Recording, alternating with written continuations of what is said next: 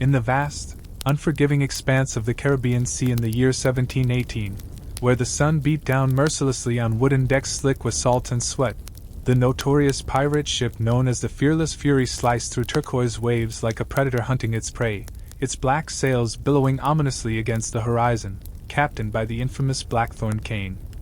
A man whose name alone struck terror into the hearts of merchants and naval officers alike, with his scarred face twisted into a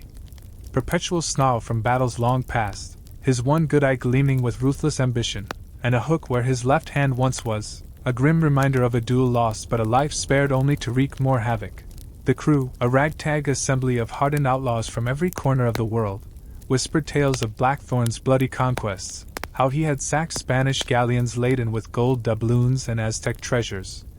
leaving no survivors to tell the tale. Yet beneath the surface of this fearsome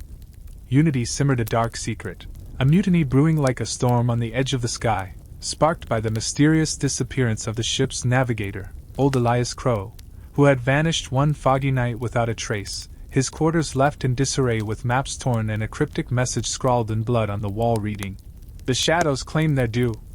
which no one dared to decipher for fear of invoking some ancient curse. As the ship approached the treacherous waters near the Isle of Shadows, a fog-shrouded landmass rumored to be haunted by the ghosts of betrayed pirates, young deckhand Thomas Reed, a wide-eyed lad of 19 who had joined the crew to escape a life of poverty in England, noticed strange occurrences that sent chills down his spine, like the unexplained creaks in the hold at midnight, the flickering lanterns that seemed to move on their own, and the faint whispers carried on the wind that sounded like pleas for mercy from long-dead souls. Thomas, with his mop of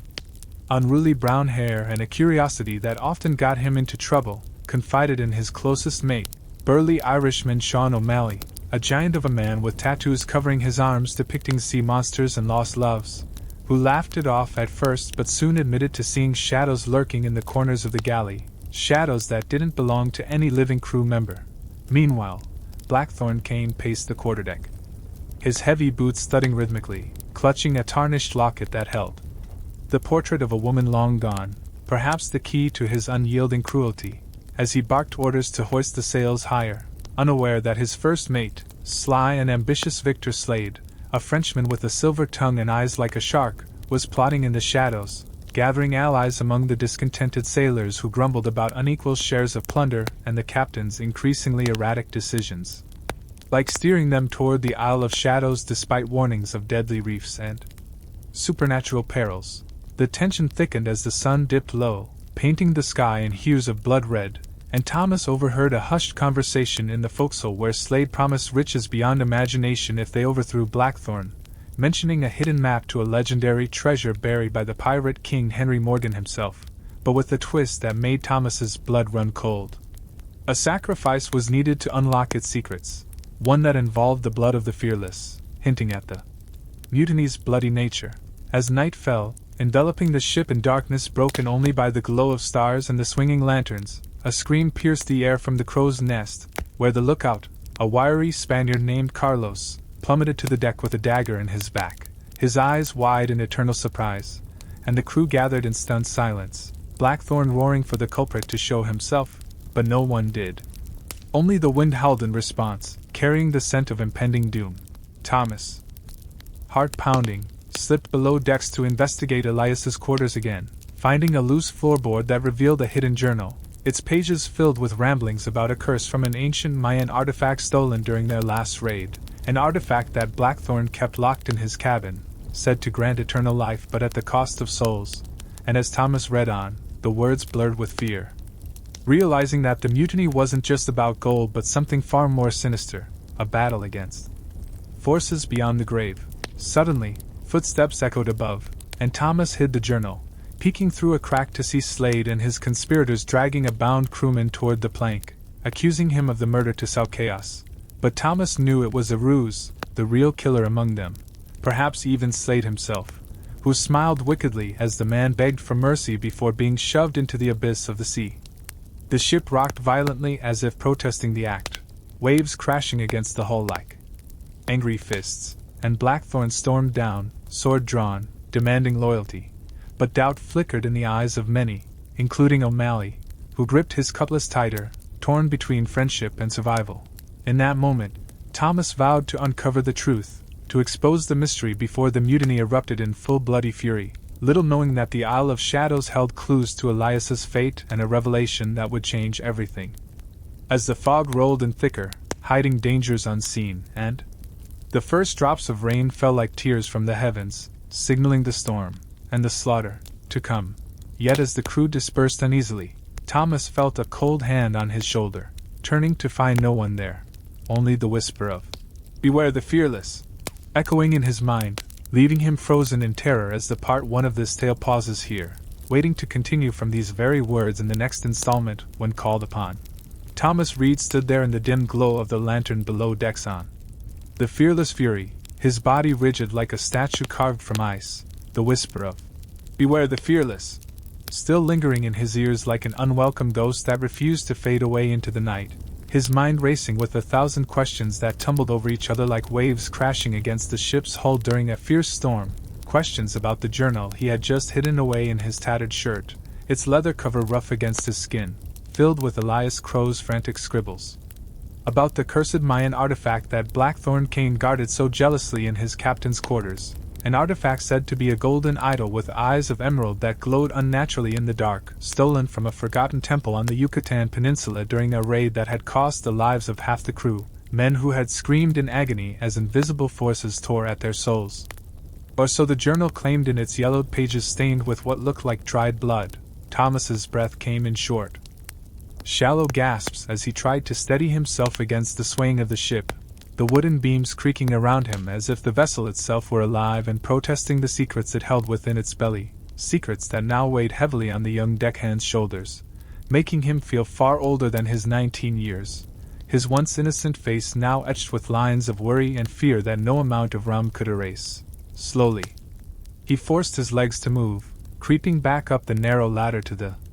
main deck where the air was thick with the salty tang of the sea and the acrid smell of gunpowder from the cannons lined along the rails, ready for battle at a moment's notice, the crew milling about in uneasy groups, their voices low and muttered as they cast suspicious glances at one another, the recent murder of Carlos the lookout still fresh in their minds, his body now wrapped in canvas and tossed overboard without ceremony, sinking into the depths where sharks would feast on his remains. A fate that many feared might soon be their own if the tensions aboard continued to rise like the tide under a full moon.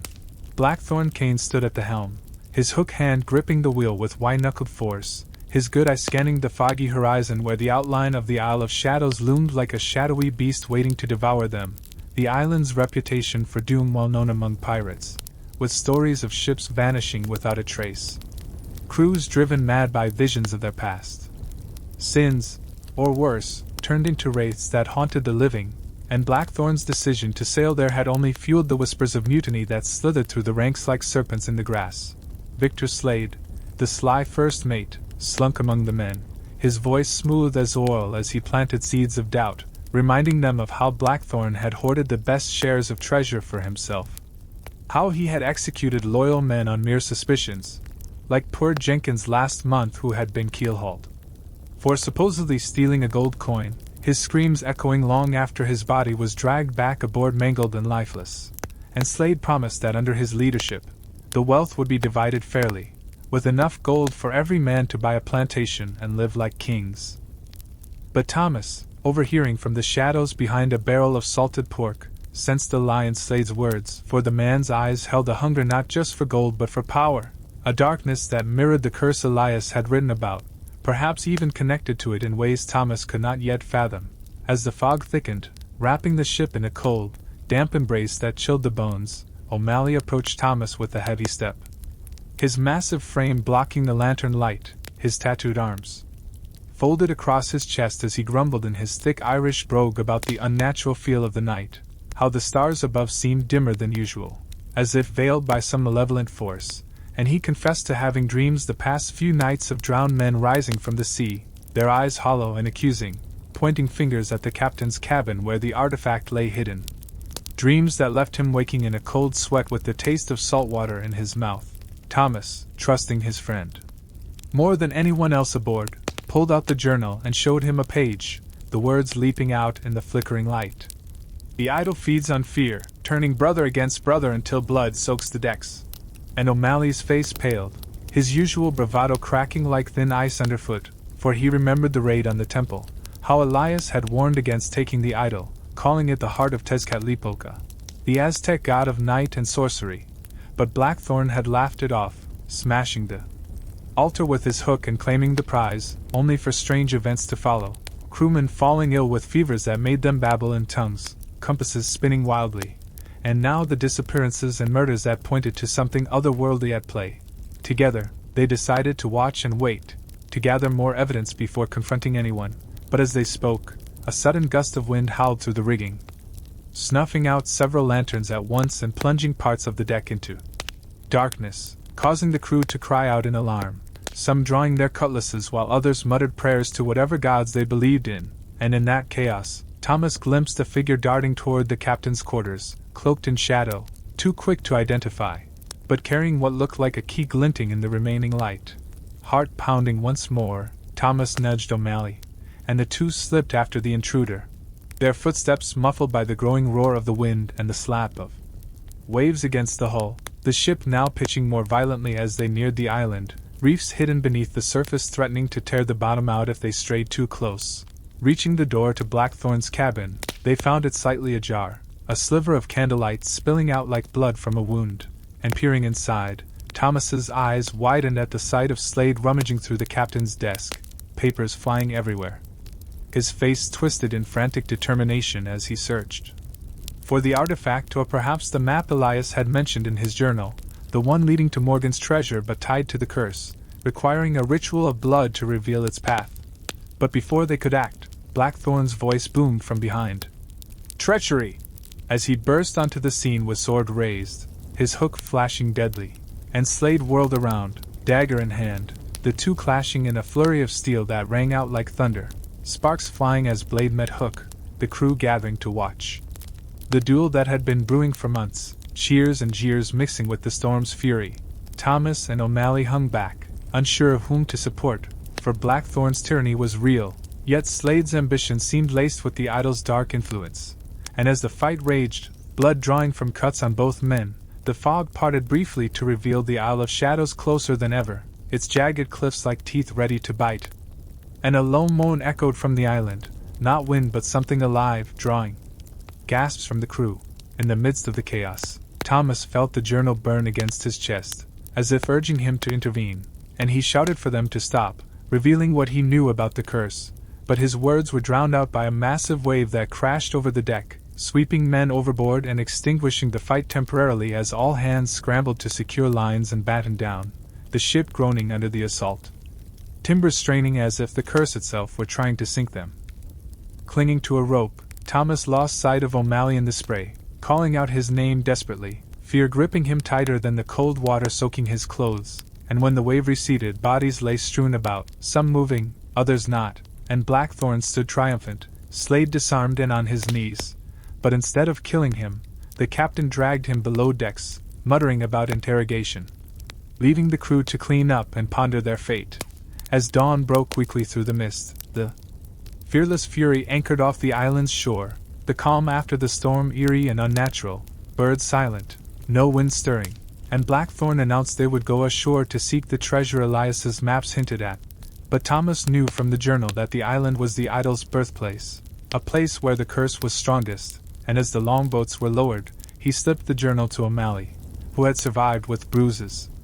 whispering to guard it with his life, for it held the key to breaking the spell or dooming them all. Stepping onto the sandy beach lined with twisted mangroves that looked like skeletal hands reaching from the earth, the party of 20 men, including Thomas, O'Malley, Blackthorn, and a bound Slade, pushed into the jungle, vines thick and air humid, insects buzzing like tiny demons, and soon they found ancient ruins overgrown with moss, stone carvings depicting sacrifices to Tezcatlipoca. Hearts ripped out and offered to the gods, making the men uneasy. Crosses signed and pistols checked. Deeper in, they discovered a temple similar to the one raided before, but larger, with a central altar where a pedestal stood empty, clearly where the idol had once rested, and Blackthorn laughed maniacally, declaring this the site of Morgan's treasure, buried beneath as per legend. But as they began to dig, strange things happened. tools slipping from hands, whispers in the underbrush, and one man, a Portuguese gunner named Miguel, suddenly clutched his throat, gasping as if invisible hands strangled him, falling dead with eyes bulging, no marks on his body. Panic rippled through the group, accusations flying, Slade smirking despite his bonds, hinting he knew more, and Thomas, piecing it together, realized the mutiny was part of the curse, the idol demanding blood to reveal the treasure, turning the crew into puppets of its will. As night fell on the island, campfires lit against the darkness, shadows dancing like specters. Thomas and O'Malley snuck away to consult the journal under moonlight, reading of a ritual to return the idol and lift the curse, requiring the blood of the one who stole it, Blackthorn himself. But before they could plan, a scream rent the air, another man dead, throat slit, and blame fell on Slade, who protested innocence. But Blackthorn ordered him hang from a tree, the noose tightening as the first mate kicked and gasped, his face turning purple. Yet as life left him, his eyes locked on Thomas with a knowing glare, as if passing the secret to him. With Slade gone, the mutiny seemed quelled, but the deaths continued that night, 2 more men vanishing into the jungle, their cries echoing back distorted, and Blackthorn, growing paranoid, accused O'Malley of treachery, ordering him flogged, the whip cracking against his back as blood flowed. Thomas forced to watch, tears mixing with sweat on his face, vowing revenge in his heart. Escaping his guard in the confusion of another sudden storm that lashed the island with rain like needles, Thomas stole into Blackthorn's tent, finding the idol on a table, its emerald eyes pulsing with inner light, and as he touched it, visions flooded his mind, past raids, betrayals, Elias's murder by Blackthorn's own hand to silence his warnings, and the true location of the treasure, not under the altar but in a hidden cave, guarded by traps and the spirits of the damned. Shaken, Thomas hid the idol in his satchel, determined to return it to the pedestal and end the nightmare. But Blackthorn discovered him, hook raised to strike, and a desperate fight ensued, Thomas dodging and weaving, grabbing a dagger to parry, the clash drawing the remaining crew who watched in shock as their captain ranted about eternal life the idol promised, revealing his madness. O'Malley, freed by a sympathetic sailor, joined the fray, his strength turning the tide, disarming Blackthorn and binding him. The crew now seeing the truth in Thomas's words from the journal he read aloud, pages fluttering in the wind. Together, they marched Blackthorn to the temple, the idol placed back on its pedestal, and as the ritual demanded, a drop of the thief's blood was spilled, Blackthorn's own, from a cut on his arm, and the ground shook, a hidden door opening to reveal chests of gold and jewels, Morgan's treasure. But more importantly, the whispers ceased, the shadows retreated, and a sense of peace fell over the island. Yet as they loaded the longboats with riches, the fearless Fury, now under the tentative command of young Thomas Reed, cut through the calming waters away from the cursed Isle of Shadows, its black sails catching the first rays of a hesitant dawn that painted the sky in soft pinks and golds, a stark contrast to the blood-soaked horrors of the night before, where the shattered remnants of the Mayan idol lay scattered on the temple floor like forgotten relics of a bygone nightmare. And Blackthorn Kane's dusty remains had been swept away by the wind, as if the island itself sought to erase his tyrannical legacy from existence. Thomas stood at the helm, his hands trembling slightly on the wheel, the weight of captaincy pressing down on him like an anchor chain around his neck, his mind replaying the chaotic events, the duel with Blackthorn, the ritual that broke the curse, the treasure chests now stowed securely in the hold, brimming with gold coins that clinked softly with each roll of the ship, emeralds and rubies that caught the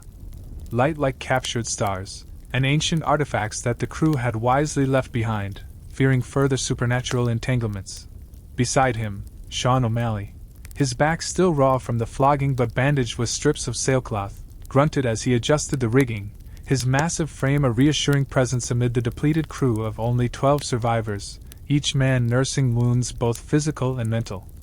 their eyes hollow from lack of sleep and the terrors they had witnessed, like Miguel's inexplicable strangling or the vanishing sailors whose screams still echoed in their dreams. As the island faded into the misty horizon, a collective sigh seemed to ripple through the ship,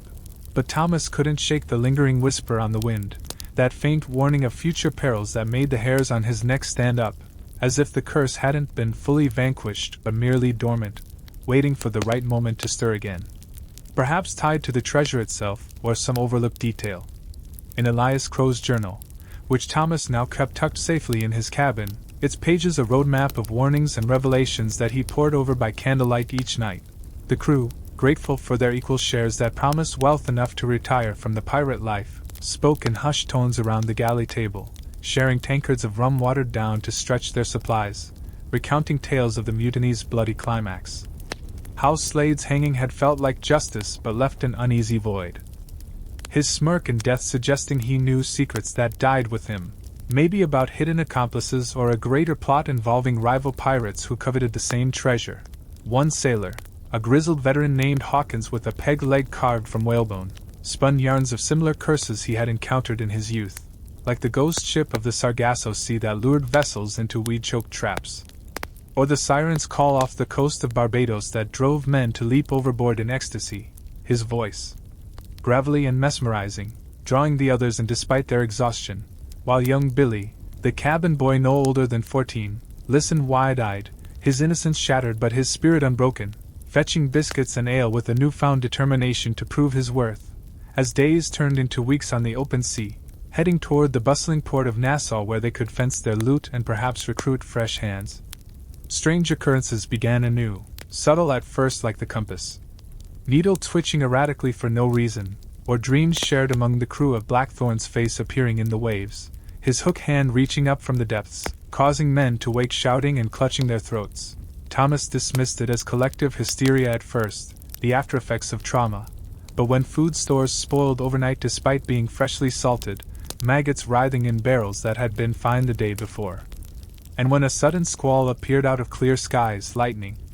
striking the mainmast and splintering it like a matchstick, forcing hasty repairs amid pouring rain, he began to suspect that fragments of the idol's power had clung to them, perhaps in the treasure or even in his own blood from the ritual. Consulting the journal again, its ink faded but legible, Thomas read passages he had overlooked, descriptions of how Tezcatlipoca's influence could linger, manifesting as shadows of the soul that amplified doubts and fears, turning small grievances into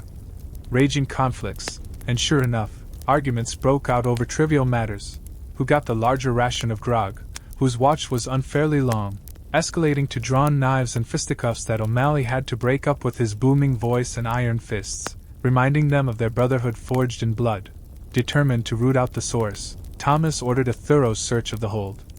The crew rummaging through crates and barrels under lantern light, the air thick with the scent of tar and damp wood, discovering amid the gold a small, overlooked amulet shaped like a jaguar's head, its eyes tiny emeralds that pulsed faintly, a piece Blackthorn must have pocketed separately, and as Thomas held it, visions assailed him once more, flashes of ancient rituals where priests in feathered headdresses chanted under blood moons, sacrificing captives to appease the god, and in one vision, Elias Crow appeared, his ghostly form warning that the amulet was the idol's. Echo, a conduit that must be destroyed at sea, thrown into the deepest abyss to sever the link. But before he could act, a crewman named Reyes, a superstitious Cuban with tattoos of saints covering his chest, snatched the amulet, claiming it for himself, his eyes glazing over with greed or possession, ranting about using its power to become invincible, and chaos erupted as he slashed at anyone who approached. Blood spilling on the deck planks that still bore stains from the mutiny, O'Malley tackled him, wrestling the amulet free, but Reyes bit and clawed like a wild animal, forcing Thomas to intervene with a belaying pin, knocking him unconscious amid shouts and curses. The crew divided on whether to keelhaul him or maroon him on the next islet. Opting for mercy, they bound Reyes in the brig, but that night, eerie howls emanated from below, not human but beast-like, and when they checked, Reyes was gone, chains unbroken. Only scratch marks on the walls resembling jaguar claws, sending a wave of terror through the ship that kept everyone armed and vigilant. Pressing on toward Nassau, the weather turned favorable, trade winds filling the sails, but the psychological toll mounted, with men reporting sightings of spectral figures on the rigging, translucent pirates from eras past climbing the ropes and vanishing into mist, whispering temptations of greater treasures hidden in forbidden coves, luring them off course. Thomas, sleepless and haggard, confided in O'Malley under starlit skies, the two sharing a pipe of tobacco as the ship creaked rhythmically, discussing plans to rid themselves of the amulet by casting it into the Mariana Trench or some deep spot. But O'Malley, ever practical, suggested consulting a voodoo priestess in Nassau known as Mama Zuri, a woman of African descent with a reputation for banishing spirits, her hut filled with herbs and bones that could divine the future, as land appeared on the horizon. The spires of Nassau's forts, and the colorful chaos of its harbor. Bustling with ships of all flags, privateers and merchants alike, the crew's spirits lifted, dreams of taverns and wenches replacing their fears. But upon docking amid the clamor of hawkers and the smell of fried plantains, trouble awaited in the form of rival pirates loyal to Blackthorn's old alliances, men from the crew of Captain Silas Grimm, a one-eyed buccaneer with a fleet of 3 ships, who had heard rumors of the mutiny through carrier pigeons or spies, and now sought vengeance and a share of the treasure, ambushing Thomas's men as they unloaded crates in a narrow alley, cutlasses clashing in the tropical heat, blood mixing with sweat on cobblestones. Thomas fought fiercely, his dagger parrying blows, O'Malley swinging a club like a hammer of the gods, felling 2 attackers before a pistol shot grazed his arm, the battle spilling into the marketplace where vendors screamed and fled, overturning carts of fruits and spices that rolled underfoot. In the melee, Billy the cabin boy proved his mettle, tripping an assailant with a rope and stabbing him with a shard of glass, earning nods of respect from the veterans, but losses mounted, Hawkins losing his other leg to a cannonball from Grimm's ship firing from the harbor, his peg leg splintering as he fell cursing. Retreating to a fortified tavern owned by a sympathetic innkeeper, the survivors barricaded doors with tables, nursing wounds with rum-soaked rags, while outside Grimm's men laid siege, shouting threats and firing muskets through windows, glass shattering like brittle bones. Thomas, peering through a crack, spotted Mama Zuri in the crowd, her colorful robe standing out, gesturing mysteriously, and on a whim, he signaled her, slipping out a back door under cover of smoke from a diversionary fire set by O'Malley, meeting her in a shadowy courtyard where palms rustled like secrets. The priestess, her eyes wise and piercing, examined the amulet, muttering incantations in a tongue that made the air hum, revealing that it was indeed bound to Tezcatlipoca's essence, feeding on conflict, and to destroy it required a ritual at midnight under a waning moon, involving the blood of the new leader, Thomas himself, and the ashes of the old, which they had none of, but she suggested using a lock of Blackthorn's hair from his locket, which Thomas had kept as a memento, returning to the tavern amid gunfire. Thomas rallied the crew, explaining the plan, and as night fell, they sneaked out in pairs, luring Grimm's men into traps with false surrenders, picking them off in dark alleys until Grimm himself confronted Thomas on the docks, swords crossing in a dance of death, the moon reflecting on the water like a silver path to the afterlife. Grimm, burly and scarred, taunted Thomas about his youth, but the young captain's agility won out, disarming him and forcing a surrender, the rival crew scattering as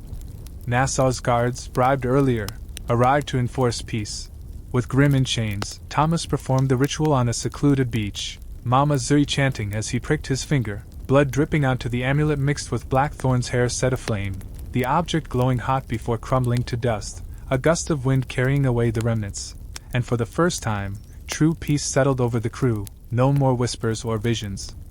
Dividing the treasure, some men retired to buy farms or inns, others sought new adventures, but Thomas and O'Malley chose to sail on, renaming the ship the Redeemed Fury, charting courses to uncharted waters, seeking not gold but knowledge of the sea's mysteries, though rumors persisted of other cursed artifacts waiting to be found, drawing them into new tales of suspense and danger. Yet as they set sail once more, a distant thunderhead loomed, hinting at storms ahead. And Thomas wondered if the bloody mutiny's echoes would ever fully fade, or if piracy's life was an endless cycle of fear and fortune. As this part 3 draws to a close here, ready to unfold further from these words in the next chapter upon request. The Redeemed Fury glided across the azure expanse of the Atlantic, its newly christened hull cutting through waves that sparkled like scattered diamonds under the relentless tropical sun, with Thomas Reed at the helm. His calloused hands steady on the wheel now etched with the faint scars of battles past, his mind a whirlwind of reflections on the mutiny's aftermath, the curse's lingering shadows that had been banished but left invisible scars on the souls of the crew, scars that manifested in quiet moments as distant stares into the horizon or sudden flinches at unexpected sounds, like the creak of timber that echoed the groans of the dying back on the Isle of Shadows. O'Malley, ever the steadfast companion, lumbered about the deck with a slight limp from his wounds, barking orders to the remaining sailors who had chosen to stay aboard rather than dissipate into the taverns and brothels of Nassau with their shares of gold. Men like young Billy, now promoted to quartermaster's assistant, his boyish face hardening into that of a seasoned pirate with each passing day, learning to swab the decks with efficiency and mend sails with nimble fingers that once trembled in fear. The ship, repaired and provisioned with fresh water, salted meats, and barrels of rum purchased from shady merchants in the ports. Underbelly carried an air of cautious optimism, the treasure divided fairly, leaving each man with pockets heavy enough to dream of legitimate lives, perhaps as merchants or landowners in distant colonies. But the call of the sea was a siren song too potent to ignore for many, drawing them back to the life of plunder and peril where fortune favored the bold and the ruthless. As weeks melted into months, the crew encountered fair winds that propelled them toward the Spanish Main, a region teeming with galleons heavy with silver from the mines of Potosi, ripe for the taking if one dared the patrols of the Spanish Armada. And Thomas, poring over Elias's journal in his modest captain's cabin adorned with a simple hammock and a desk cluttered with charts, discovered faded entries about hidden coves and secret alliances among pirate brethren, alliances that Blackthorn had forsaken in his greed, leading to isolated raids that invited the curse's wrath. Inspired, Thomas proposed a bold plan during a council under the stars. The crew gathered in a circle on the main deck with lanterns casting flickering shadows that danced like playful spirits, to seek out the legendary Brotherhood of the Coast, a loose confederation of pirates operating from Tortuga, where captains like the infamous L'Olonois or the cunning Henry Morgan once held court, sharing intelligence on fat prizes and dividing spoils to avoid the noose of colonial governors. O'Malley nodded approvingly, his pipe smoke curling into the night air scented with salt and tobacco, recounting tales from his youth of raucous gatherings in Tortuga's taverns, where rum flowed like rivers and deals were sealed with handshakes or daggers, depending on the mood, and the crew, invigorated by the prospect of camaraderie after their isolated horrors, voted aye with raised tankards, charting a course northwest toward the island's rocky shores lined with hidden bays perfect for smuggling and revelry. En route, they weathered a minor gale that tested the ship's mettle, waves towering like angry giants crashing over the bow, soaking the men to the bone as they lashed themselves to rails and pumped bilges furiously, thunder rumbling like cannon fire from the heavens, lightning illuminating faces etched with determination rather than the fear that once gripped them during the cursed storms. Billy, clinging to the mast, shouted encouragement drawn from stories Thomas had shared of past survivals, his voice cracking but resolute, forging bonds stronger than any chain among the crew, who emerged from the tempest with sails torn but spirits unbroken, repairing damage under clear skies that followed, the sun drying their clothes and warming their resolve, arriving at Tortuga's bustling harbor, a cacophony of shouts, laughter, and the clang of blacksmith hammers forging cutlasses and pistols. The redeemed Fury dropped anchor amid a forest of masts from ships of every description, sloops, brigs, and frigates flying. Jolly Rogers tattered by wind and battle, the air thick with the aromas of roasting pork, spilled ale, and the faint metallic tang of blood from recent duels settled on the beaches. Disembarking, Thomas and O'Malley led a small party ashore, navigating crowded streets lined with wooden shacks housing merchants peddling everything from silk stolen from Oriental traders to parrots squawking profanities in multiple languages, their boots sinking into sandy paths rutted by cartwheels and drunken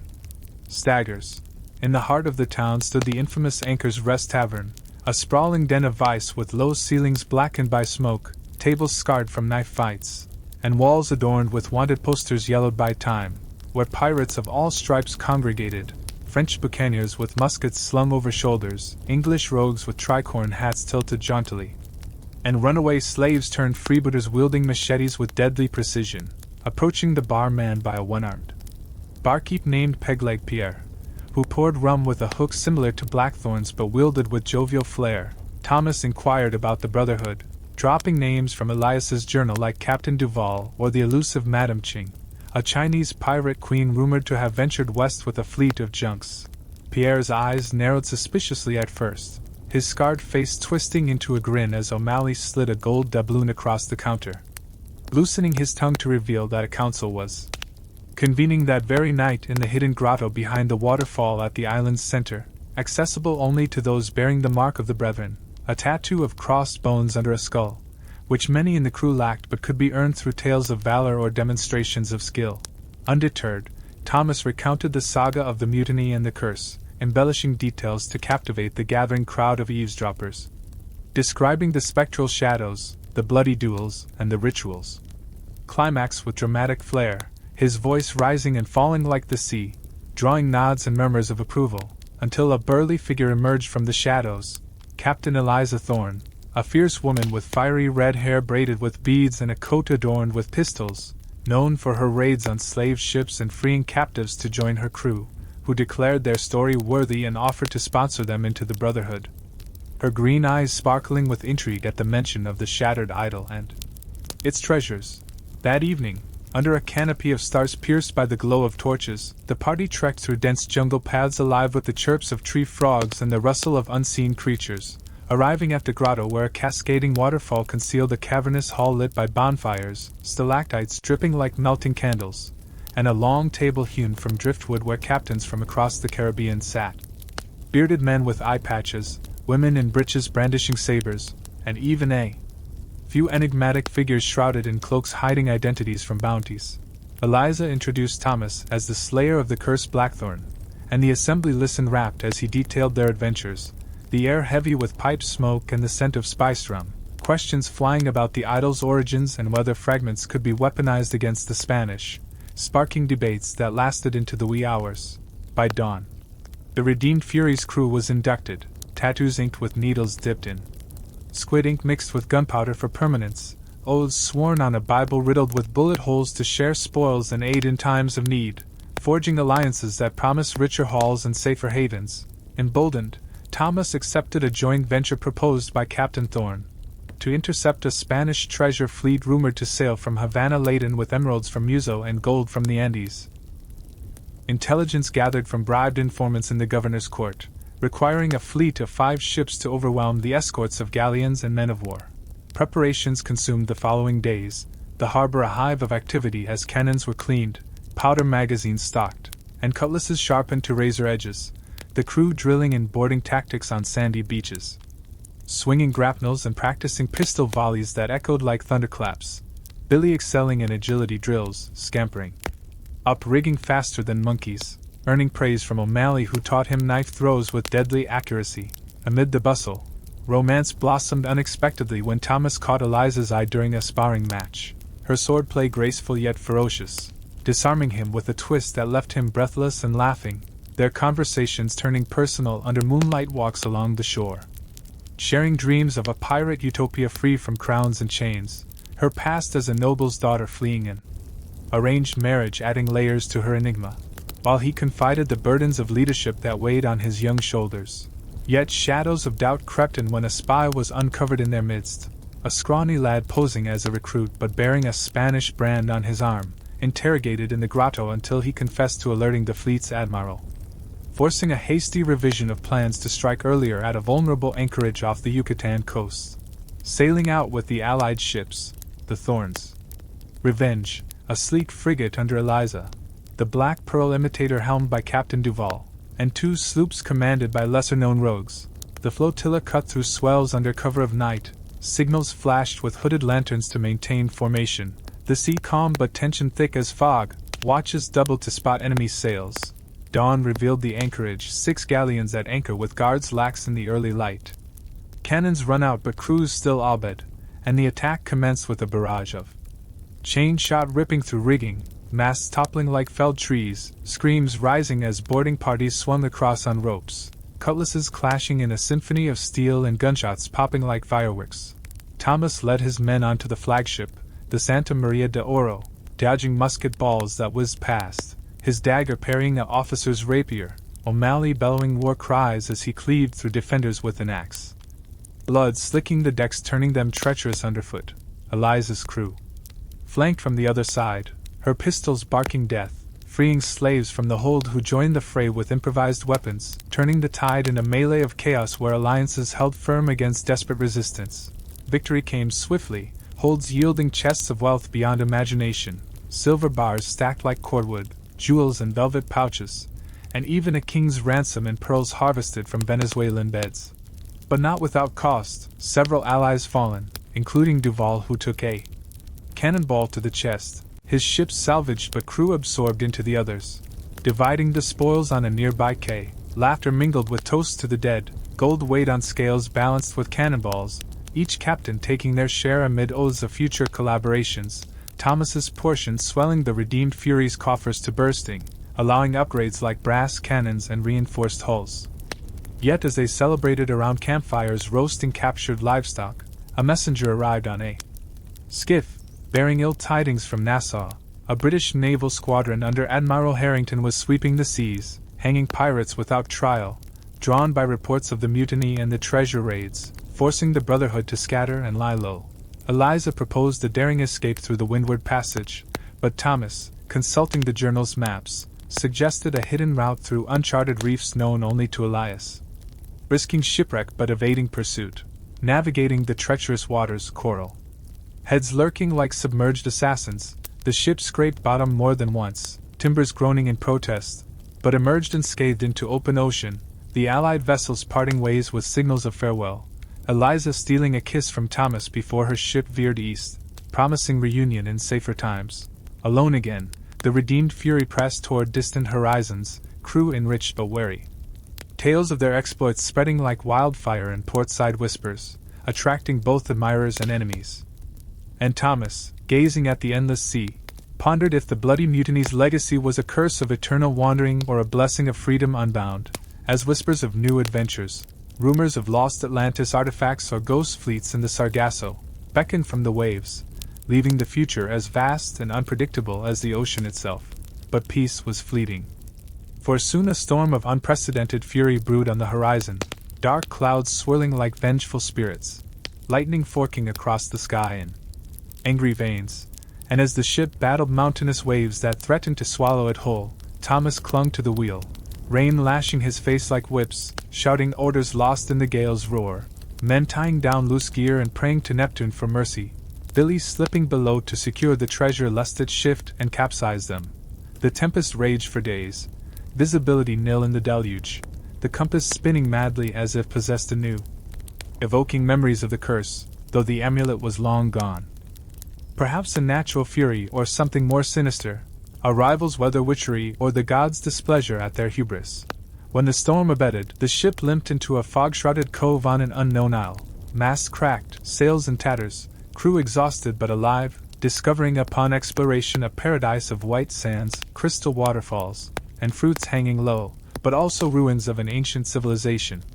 Stone pyramids overgrown with vines, carvings depicting sea monsters and star maps that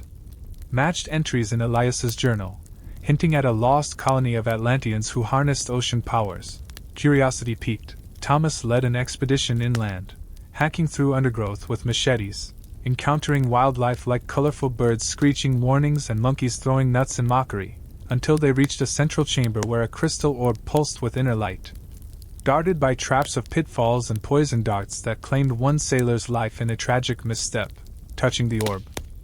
visions assaulted Thomas, sunken cities, merfolk kingdoms, and a prophecy of a chosen pirate who would wield its power to command tides, but at the cost of eternal vigilance against dark forces seeking to corrupt it. Claiming the artifact warily, the crew repaired the ship with local timber, setting sail with newfound purpose, the orb's energy calming seas around them, fish leaping into nets unbidden, winds always favorable,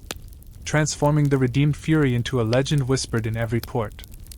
Yet rivals emerged, captains envious of their fortune, like the dreaded Blackbird reborn in spirit through his alleged heir, Captain Voss, who shadowed them with a ghost ship crewed by undead, forcing chases through fog banks and ambushes in narrow straits, cannons booming in nocturnal duels that lit the night like hellfire.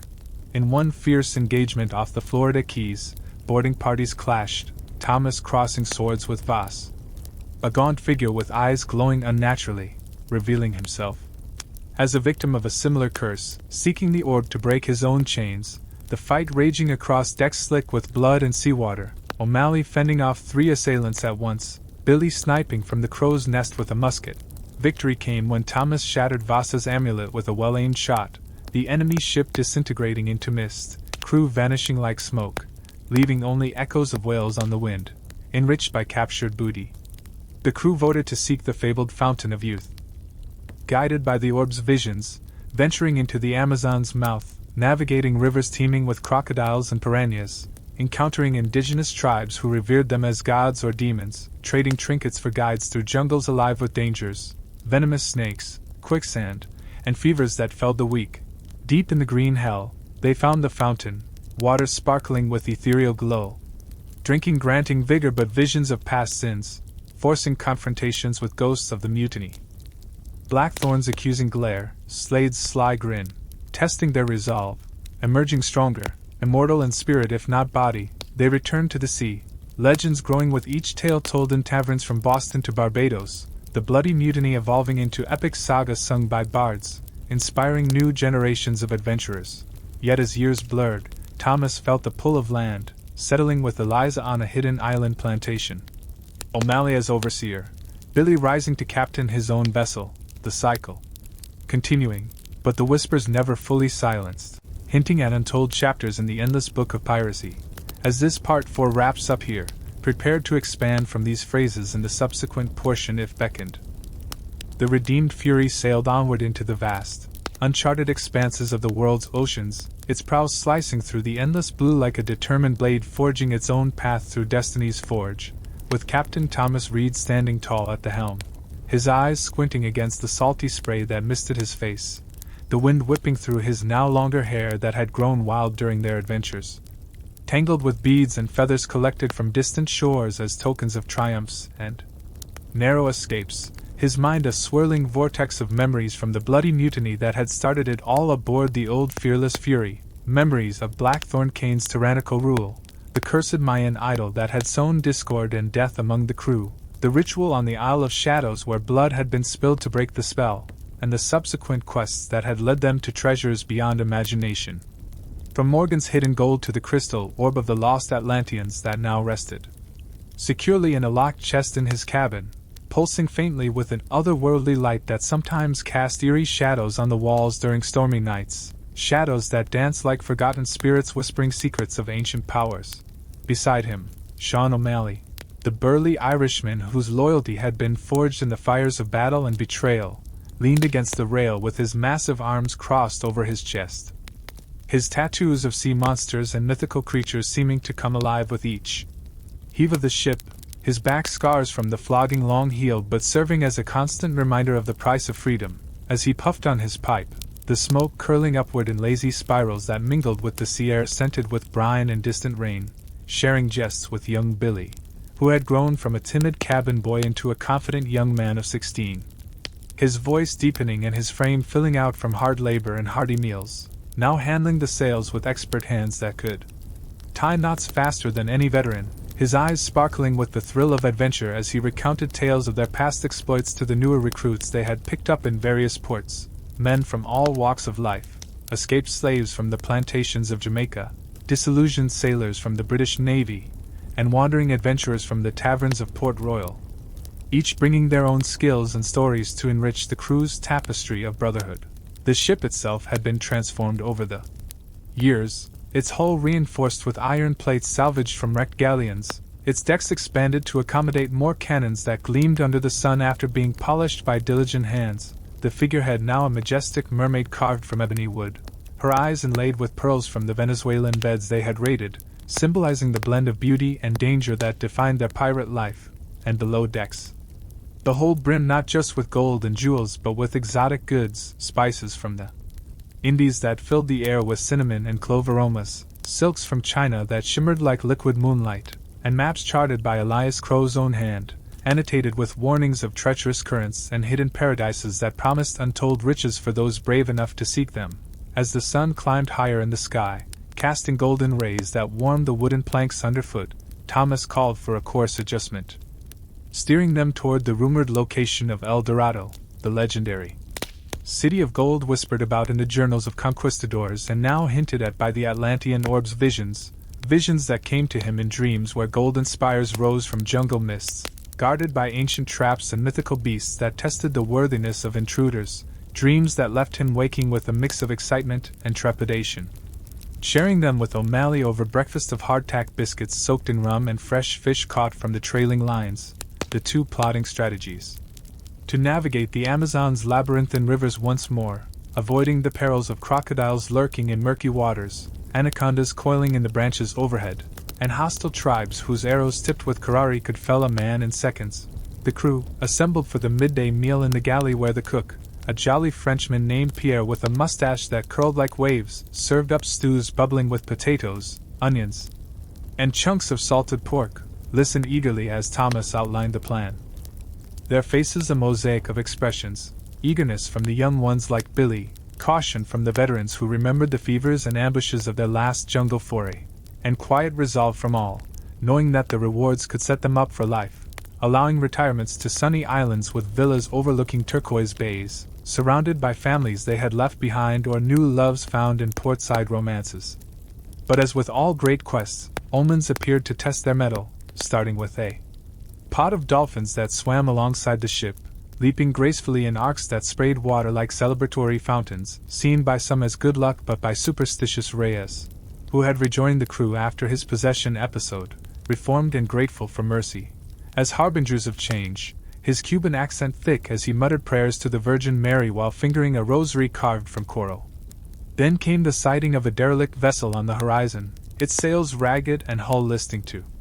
starboard, adrift like a ghost from the past, prompting Thomas to order a boarding party, himself leading with pistol primed and cutlass at the ready, O'Malley at his side with a boarding axe that could cleave through doors or skulls with equal ease, and Billy scampering ahead with a lantern to light the way as they swung across on grapnel lines, landing on decks creaking under their weight, the air heavy with the stench of decay and something metallic, like old blood, exploring the abandoned ship, named the Whispering Wind according to the faded lettering on the stern. They found cabins in disarray, tables overturned and papers scattered, logs revealing a tale of mutiny eerily similar to their own, a captain driven mad by a cursed relic, crew turning on each other in paranoia, the last entry scrawled in trembling hand warning of the voice that commands from the deep, sending chills down spines as they discovered skeletons in the hold, bones picked clean by rats that scurried in the shadows, clutching jewels that hinted at a successful raid gone wrong, and in the captain's quarters, a locked chest that Billy pried open to reveal a black pearl the size of a fist, iridescent and cold to the touch, pulsing with a faint inner glow that reminded Thomas of the idol's emerald eyes, making him hesitate before pocketing it, wondering if fate was looping back on itself, drawing them into another cycle of curse and conflict. Salvaging what they could, casks of wine unspoiled, bolts of cloth, and a few cannons to bolster their armament, the crew towed the derelict to a nearby atoll, scuttling it after stripping valuables. But that night, as the redeemed Fury anchored in the lagoon ringed by palm-fringed beaches, strange whispers began, faint at first like the wind through rigging but growing into voices that murmured temptations of power and betrayal, causing sleepless nights where men tossed in hammocks, dreaming of gold that turned to sand in their hands or comrades with daggers drawn in the dark. Thomas, troubled by the pearl's influence, consulted the Atlantean orb in his cabin, placing it on the desk where its light illuminated the room in blue hues, touching it to invoke visions that showed the pearl as the eye of the abyss, a relic from sunken realms where sea gods slumbered, capable of summoning storms or revealing hidden depths but at the cost of sanity, visions that depicted previous owners descending into madness, their ships wrecked on reefs, conjured by hallucinations. Determined not to repeat history, Thomas gathered the crew at dawn, the sun rising like a fiery orb over the horizon, explaining the danger with the pearl held aloft, its surface swirling with colors like oil on water, and proposed casting it back to the sea in a ritual using salt from the Dead Sea Scrolls mentioned in Elias's journal, mixed with blood from a willing volunteer to sever the bond.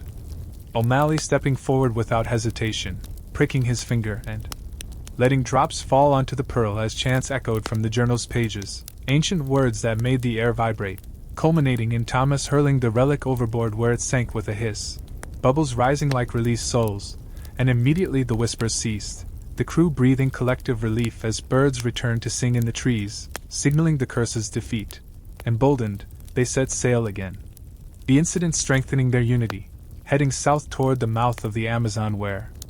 the river met the sea in a muddy delta teeming with life, navigating carefully through shifting sandbars that could ground unwary vessels, the air growing humid and thick with the buzz of insects as they ventured upstream, Poles used to push through shallow channels lined with mangroves whose roots twisted like serpents, monkeys chattering overhead in curiosity or warning, and alligators eyeing them from the banks with cold, predatory gazes. Deeper into the jungle, the canopy closed above like a green ceiling, filtering sunlight into dappled patterns on the water, the crew hacking vines to clear paths for the longboats they launched when the river narrowed. Carrying supplies and weapons for the overland trek to the coordinates divined by the orb, coordinates that pointed to a lost valley hidden behind waterfalls, guarded by illusions that made paths appear and disappear. Encounters with indigenous tribes tested their diplomacy, Thomas offering gifts of beads and knives in exchange for guidance, learning phrases in native tongues to communicate respect. Avoiding conflicts that could turn deadly, though one night arrayed by warriors painted in red. Oker stole provisions, leading to a chase through the undergrowth where Billy's quick thinking with a tripwire trap captured the leader,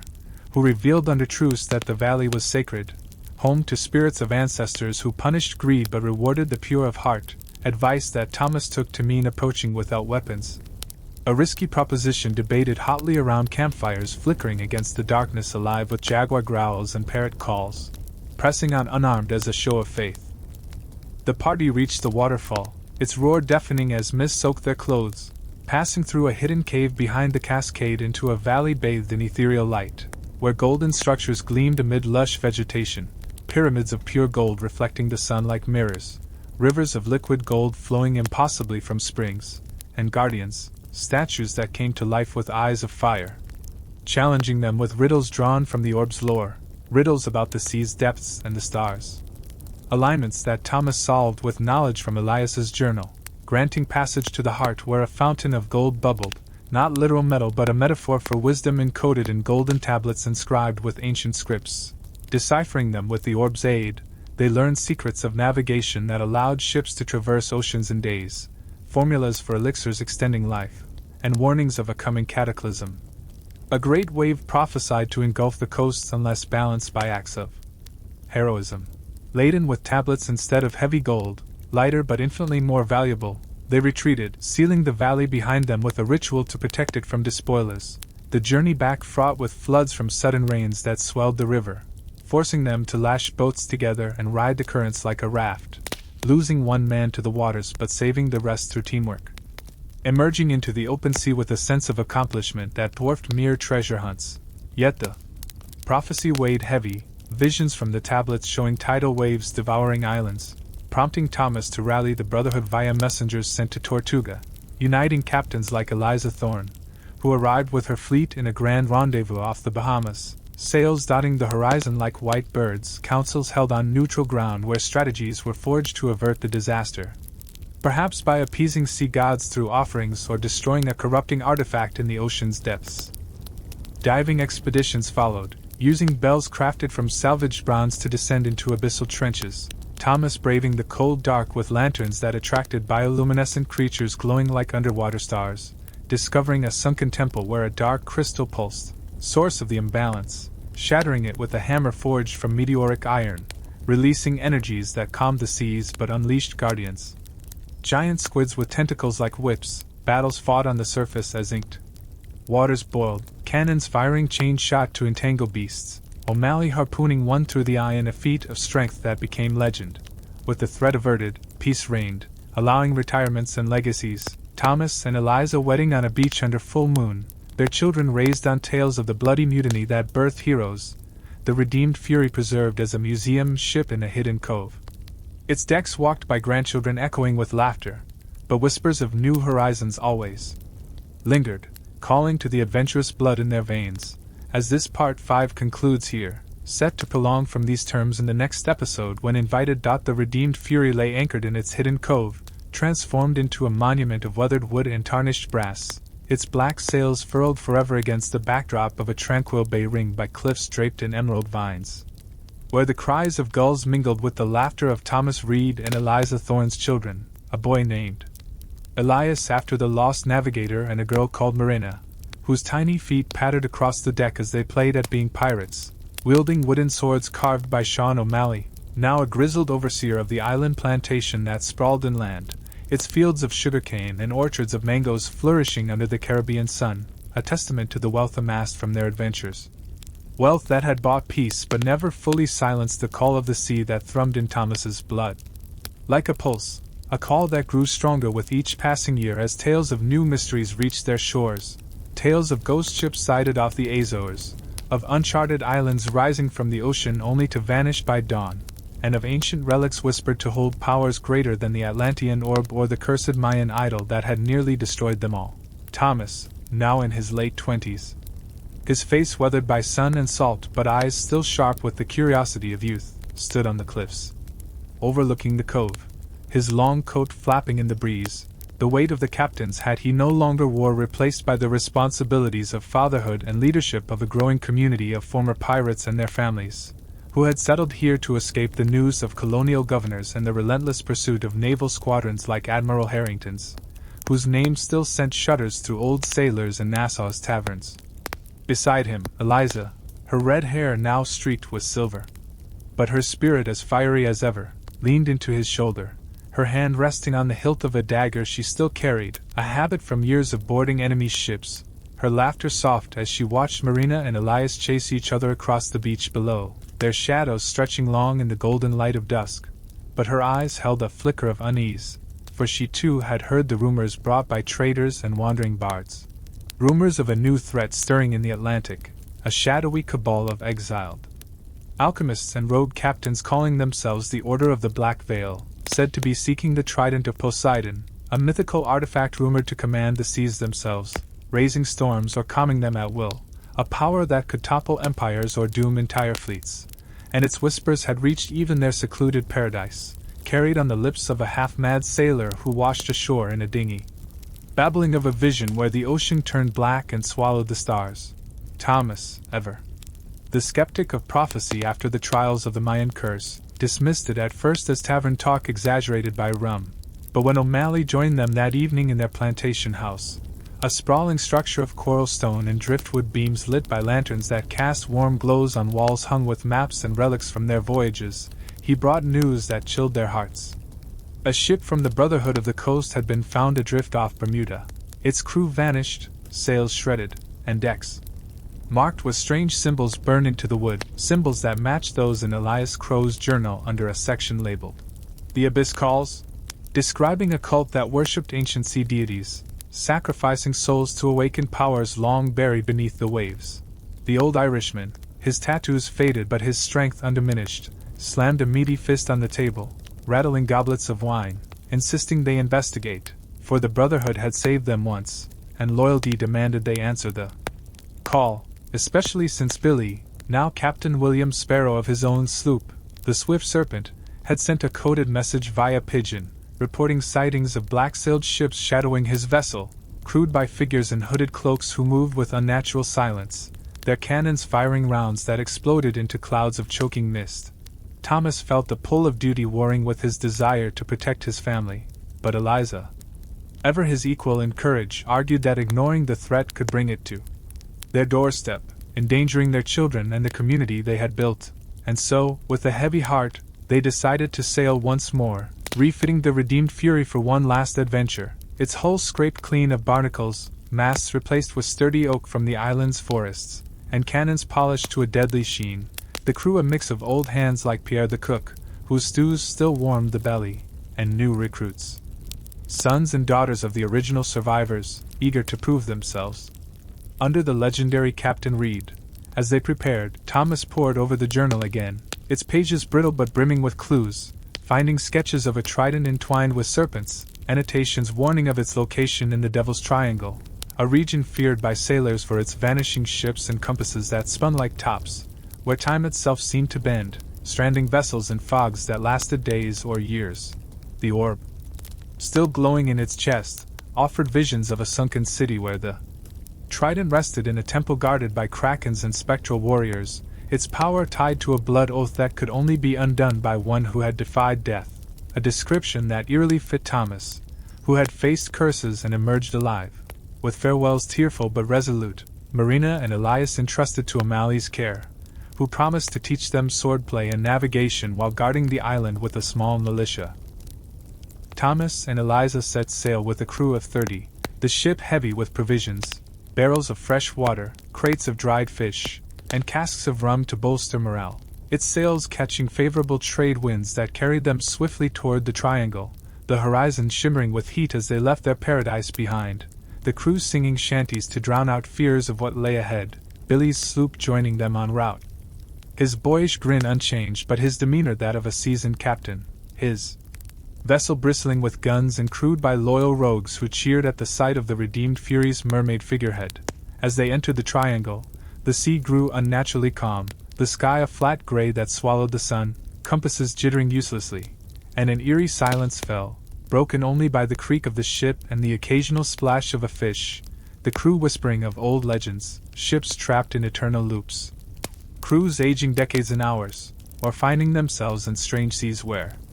stars formed unknown constellations. Then, without warning, a fog rolled in, thick as smoke, reducing visibility to arm's length, lanterns barely piercing the gloom, and from within came sounds, low moans like distant wails, metallic clangs as if chains dragged across coral, and whispers chanting in a tongue that sent shivers down spines, echoing the warnings in Elias's journal about the abyss's voice. Thomas ordered all hands to battle stations, cannons primed, muskets loaded, and cutlasses drawn, Eliza pacing the deck with pistols cocked, her eyes scanning for threats as Billy's sloop signaled readiness with a flare that burned briefly before the fog snuffed it out. Suddenly, a black-sailed ship loomed from the mist, its hull carved with runes that glowed sickly green, crewed by cloaked figures whose faces were hidden but whose movements were too fluid, almost inhuman, firing cannons that launched orbs of mist that choked the lungs, forcing men to tie cloths over mouths as they returned fire, the redeemed Fury's guns roaring, splintering the enemy's rigging, while Billy's sloop darted in, boarding parties swinging across to engage in hand-to-hand combat, blades clashing in a cacophony that echoed through the fog. Thomas leaped into the fray, his cutlass parrying a cloaked figure's scimitar, noticing their eyes glowed like the runes, devoid of humanity, driven by some dark force, and as he felled one, its body dissolved into ash, confirming they faced no ordinary foe, but minions of the Black Veil, perhaps bound by the trident's power. Eliza, with deadly precision, shot two more, her pistols barking as she rallied the crew, but losses mounted, a young recruit gutted, another dragged overboard by unseen hands from the deep, screams swallowed by the fog. Retreating to regroup, the ships anchored in a coral atoll where they repaired damage, sails patched with canvas, hulls caulked with tar, and spirits bolstered by Pierre's cooking, his laughter a beacon in the gloom. Consulting the orb, Thomas saw visions of the sunken city, its spires of coral and crystal rising from the ocean floor, the trident in a chamber guarded by a kraken with tentacles like ship masts, its eyes glowing with the same green as the enemy's runes, suggesting a connection. Diving bells were prepared, forged from salvaged bronze, allowing descents into the abyss. Thomas and Eliza leading a team with air hoses manned by pumps, descending into waters cold as death, bioluminescent.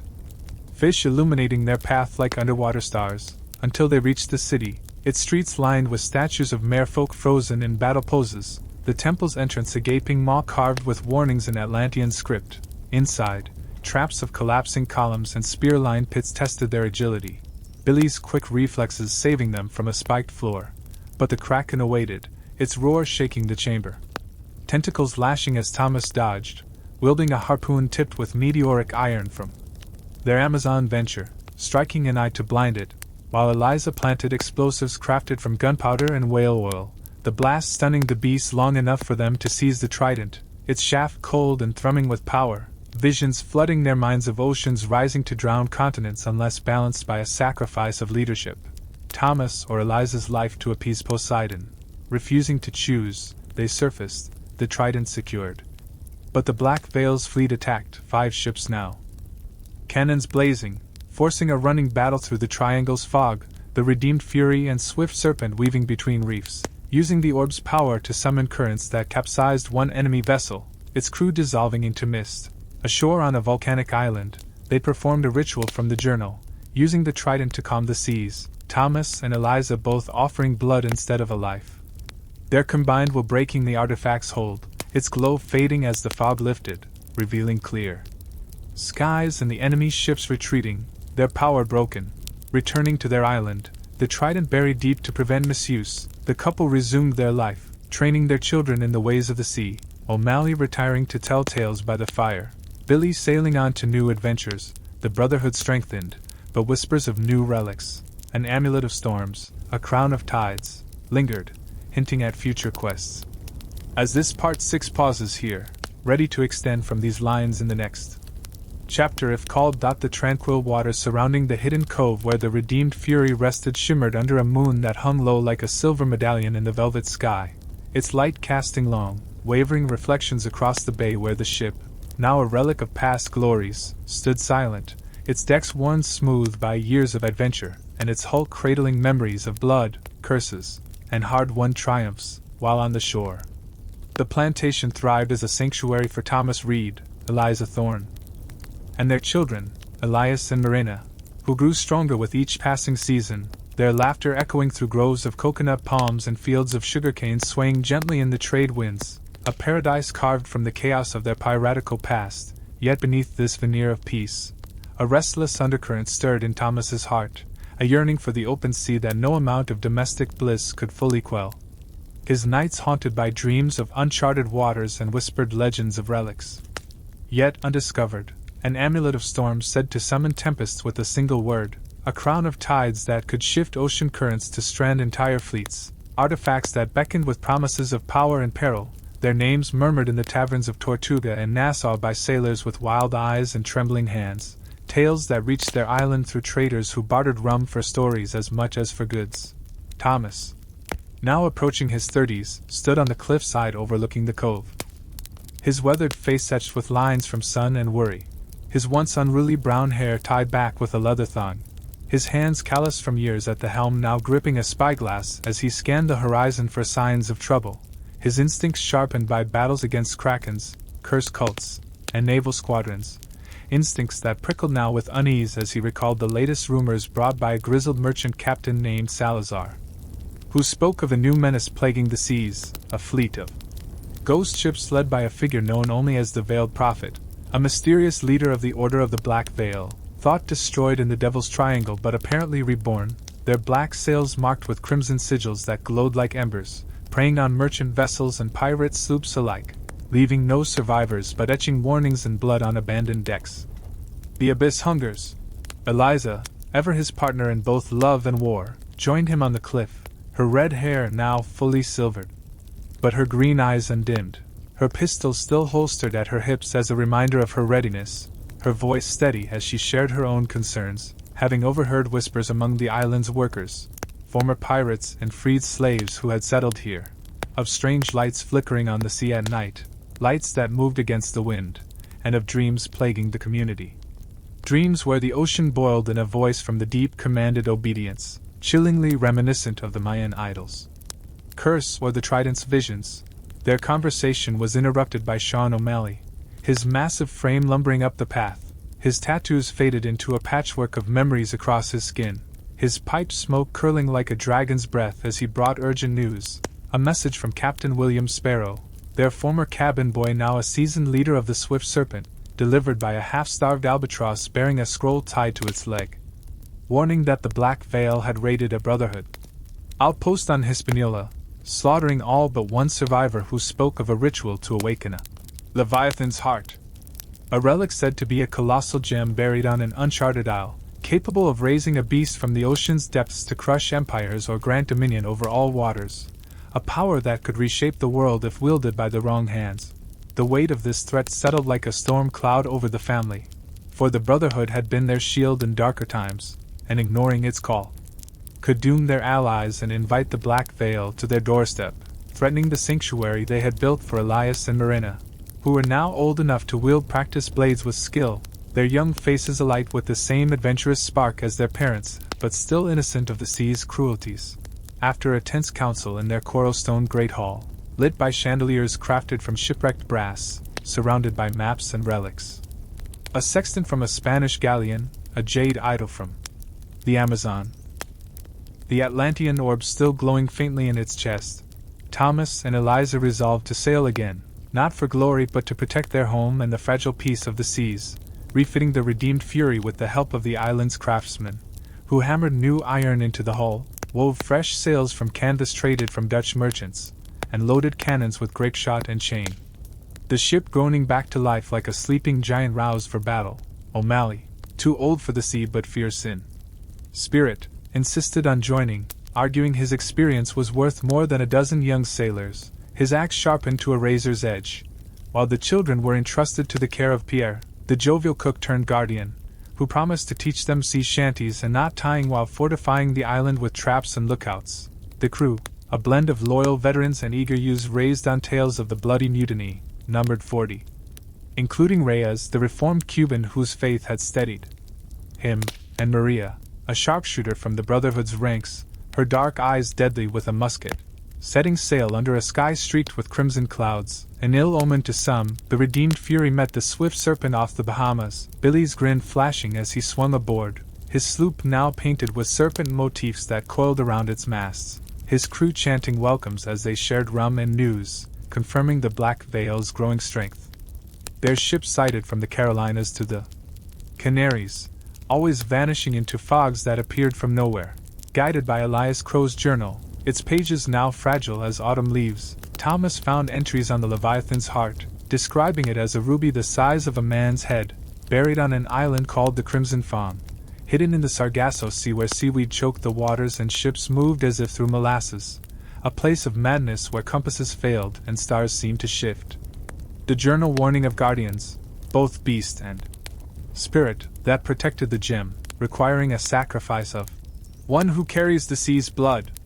A cryptic phrase that Thomas feared might point to himself or Eliza, whose lives had been entwined with oceanic relics. As they entered the Sargasso, the sea turned thick with green tendrils that wrapped the hull, slowing progress to a crawl, the air heavy with the stench of rotting kelp and the buzz of strange insects that bit without mercy, the crew hacking at the weeds with machetes while keeping watch. For the Black Veil's ships, their nerves frayed by the silence broken only by eerie whistles from the depths, like the calls of lost souls. Nights were worse, with fog rolling in so dense it smothered lanterns, and whispers returned, not the idols or the tridents, but deeper, guttural, promising power to those who would kneel, tempting crewmen with visions of gold or revenge. One sailor, a nervous lad named Tomas, nearly leaping overboard before Maria restrained him, her calm voice breaking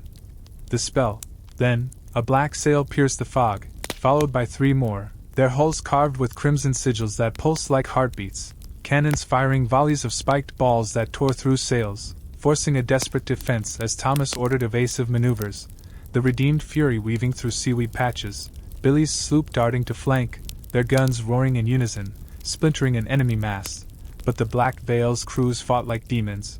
their cloaked figures climbing rigging with unnatural speed, blades flashing as they boarded, eyes glowing red under hoods, bodies turning to ash when struck down, confirming their supernatural nature. In the chaos, Eliza led a counterboarding, her pistols blazing, felling 2 enemies before a cloaked figure grazed her arm with a poisoned dagger, her cry spurring Thomas to leap across decks, his cutlass cleaving through foes, reaching her side to bind the wound with a torn shirt. Her grit keeping her fighting as they pushed back the assault, Billy's crew setting fire to an enemy ship with flaming arrows, its blaze lighting the fog like a beacon. Retreating to a weed-free channel, they patched wounds and sails, the orb's light guiding them to the Crimson Fawn, a jagged island rising like a shark's tooth from the sea, its cliffs red with iron oxide, beaches littered with bones of ancient mariners, and caves glowing with bioluminescent algae. Landing under cover of night, they trekked inland through jungles thick with vines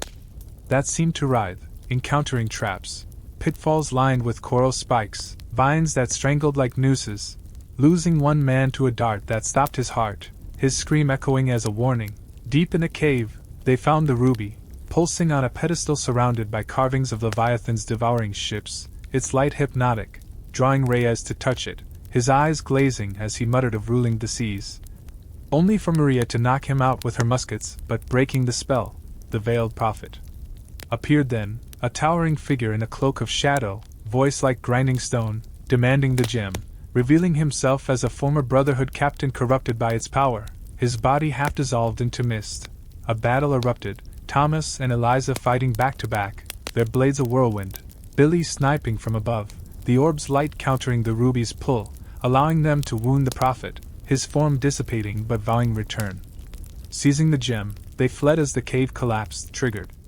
by a trap, scrambling to longboats as rocks fell, the ruby burning Thomas's hands through cloth. Aboard ship, they performed a ritual from the journal, crushing the gem with cannonballs, its shards sinking as the sea roared, a leviathan's shadow briefly surfacing before diving deep, the black veil's remaining ships vanishing in a sudden storm. Limping back to their island, the crew hailed as heroes, the Brotherhood sending thanks. Thomas and Eliza retired the Fury again, raising their children, with tales of valor, but whispers of a new relic, a scepter of the deep, hinted at future perils, their legacy a balance of peace and readiness. As this part 7 halts here, poised to continue from these words in the next segment when summoned. The redeemed Fury rested once more in its hidden cove, its weathered hull cradled by the gentle lapping of turquoise waves against the coral-strewn shore, where moonlight danced on the water like scattered coins, illuminating the ship's mermaid figurehead,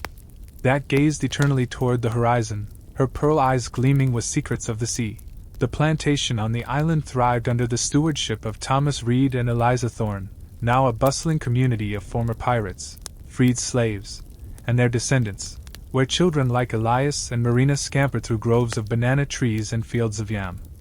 their laughter mingling with the calls of parrots and the distant roar of waves breaking on the outer reef, a paradise forged from the fires of their tumultuous past. Yet beneath the surface of this idyllic life, a restless tide stirred, for the whispers of the scepter of the deep, mentioned in hushed tones by sailors who dared visit their shores, grew louder with each passing month, carried by weathered traders and wandering bards who spoke of a relic older than the Atlantean orb, more perilous than the Leviathan's heart, said to rest in the abyss of the forgotten. A chasm in the Pacific where ships vanished and the sea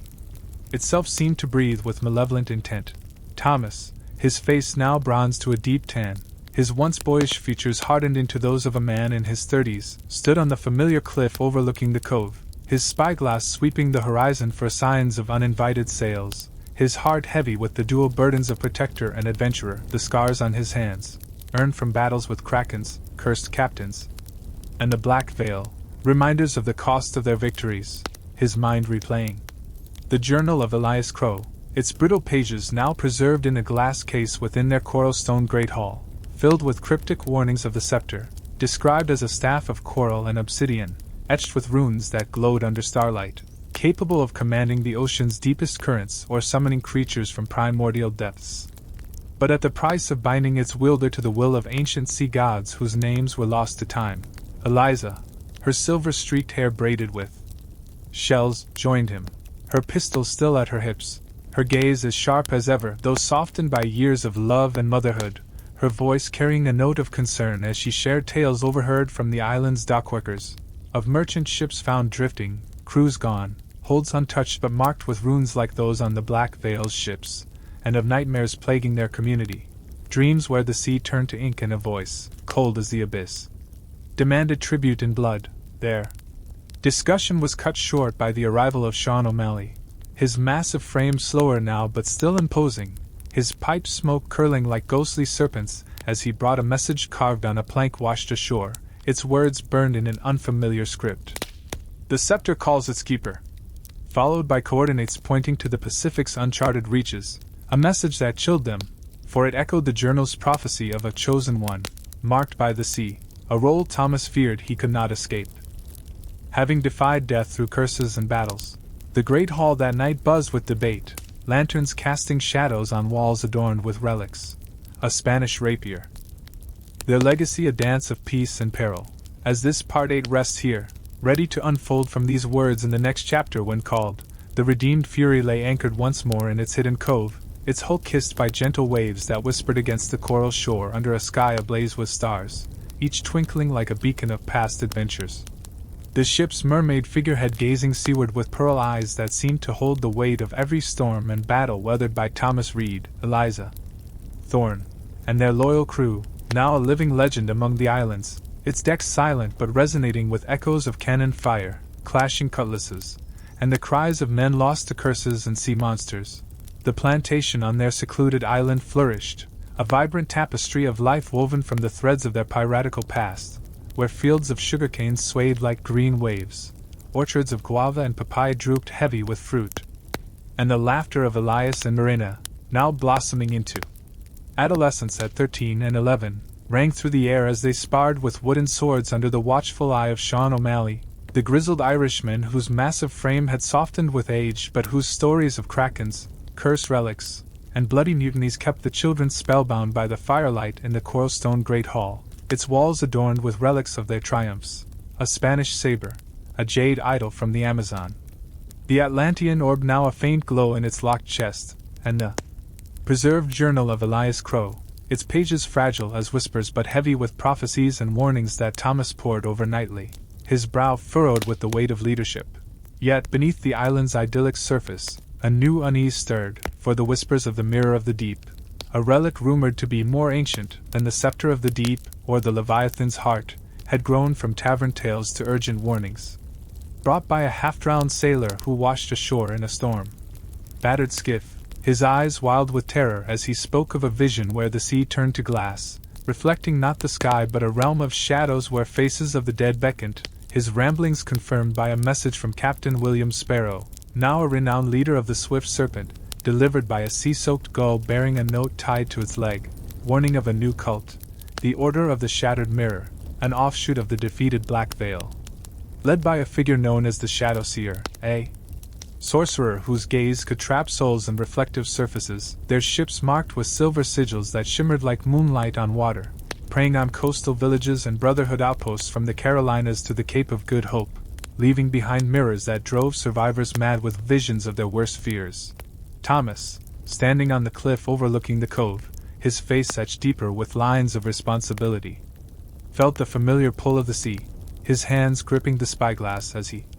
scanned the horizon, memories of past battles, against the Mayan idol's curse, the trident of Poseidon, the Leviathan's heart, flashing like lightning in his mind, each victory hard-won but shadowed by the cost of lives and the lingering fear that their triumphs only delayed a greater reckoning. Eliza joined him, her silver hair now a cascade of moonlight, her pistols holstered but her fingers twitching with readiness, her voice steady as she recounted reports from their dockworkers, strange reflections in the water at night, not of stars but of faces unknown, and dreams plaguing the community where mirrors showed not their own faces but those of long-dead comrades like Blackthorn Kane or the Siren Queen, their eyes accusing or pleading. O'Malley lumbered up, his pipe smoke curling like ghostly tendrils, bearing a carved shell washed ashore, inscribed with coordinates in the Indian Ocean and the words, "The mirror sees all,"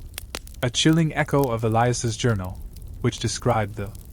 Mirror of the Deep as a silver disc framed in bone, forged by an ancient civilization that worshipped a deity of reflection, capable of revealing hidden truths or trapping souls in an eternal prison, but requiring a sacrifice of one who mirrors the sea's heart. A phrase that haunted Thomas, pointing to himself or Eliza, whose lives had been shaped by oceanic relics. In the great hall, lit by lanterns that cast flickering shadows on maps and relics, the community gathered, veterans like Reyes, now a devout leader of the island's chapel, Maria, the sharpshooter whose aim remained deadly, and young recruits trained in the ways of the sea, including Elias and Marina, who begged to join the quest, their eyes alight with their parents' courage but tempered by innocence. After heated debate, Thomas and Eliza resolved to sail, not for glory but to protect their home and the Brotherhood, leaving the island under O'Malley's command,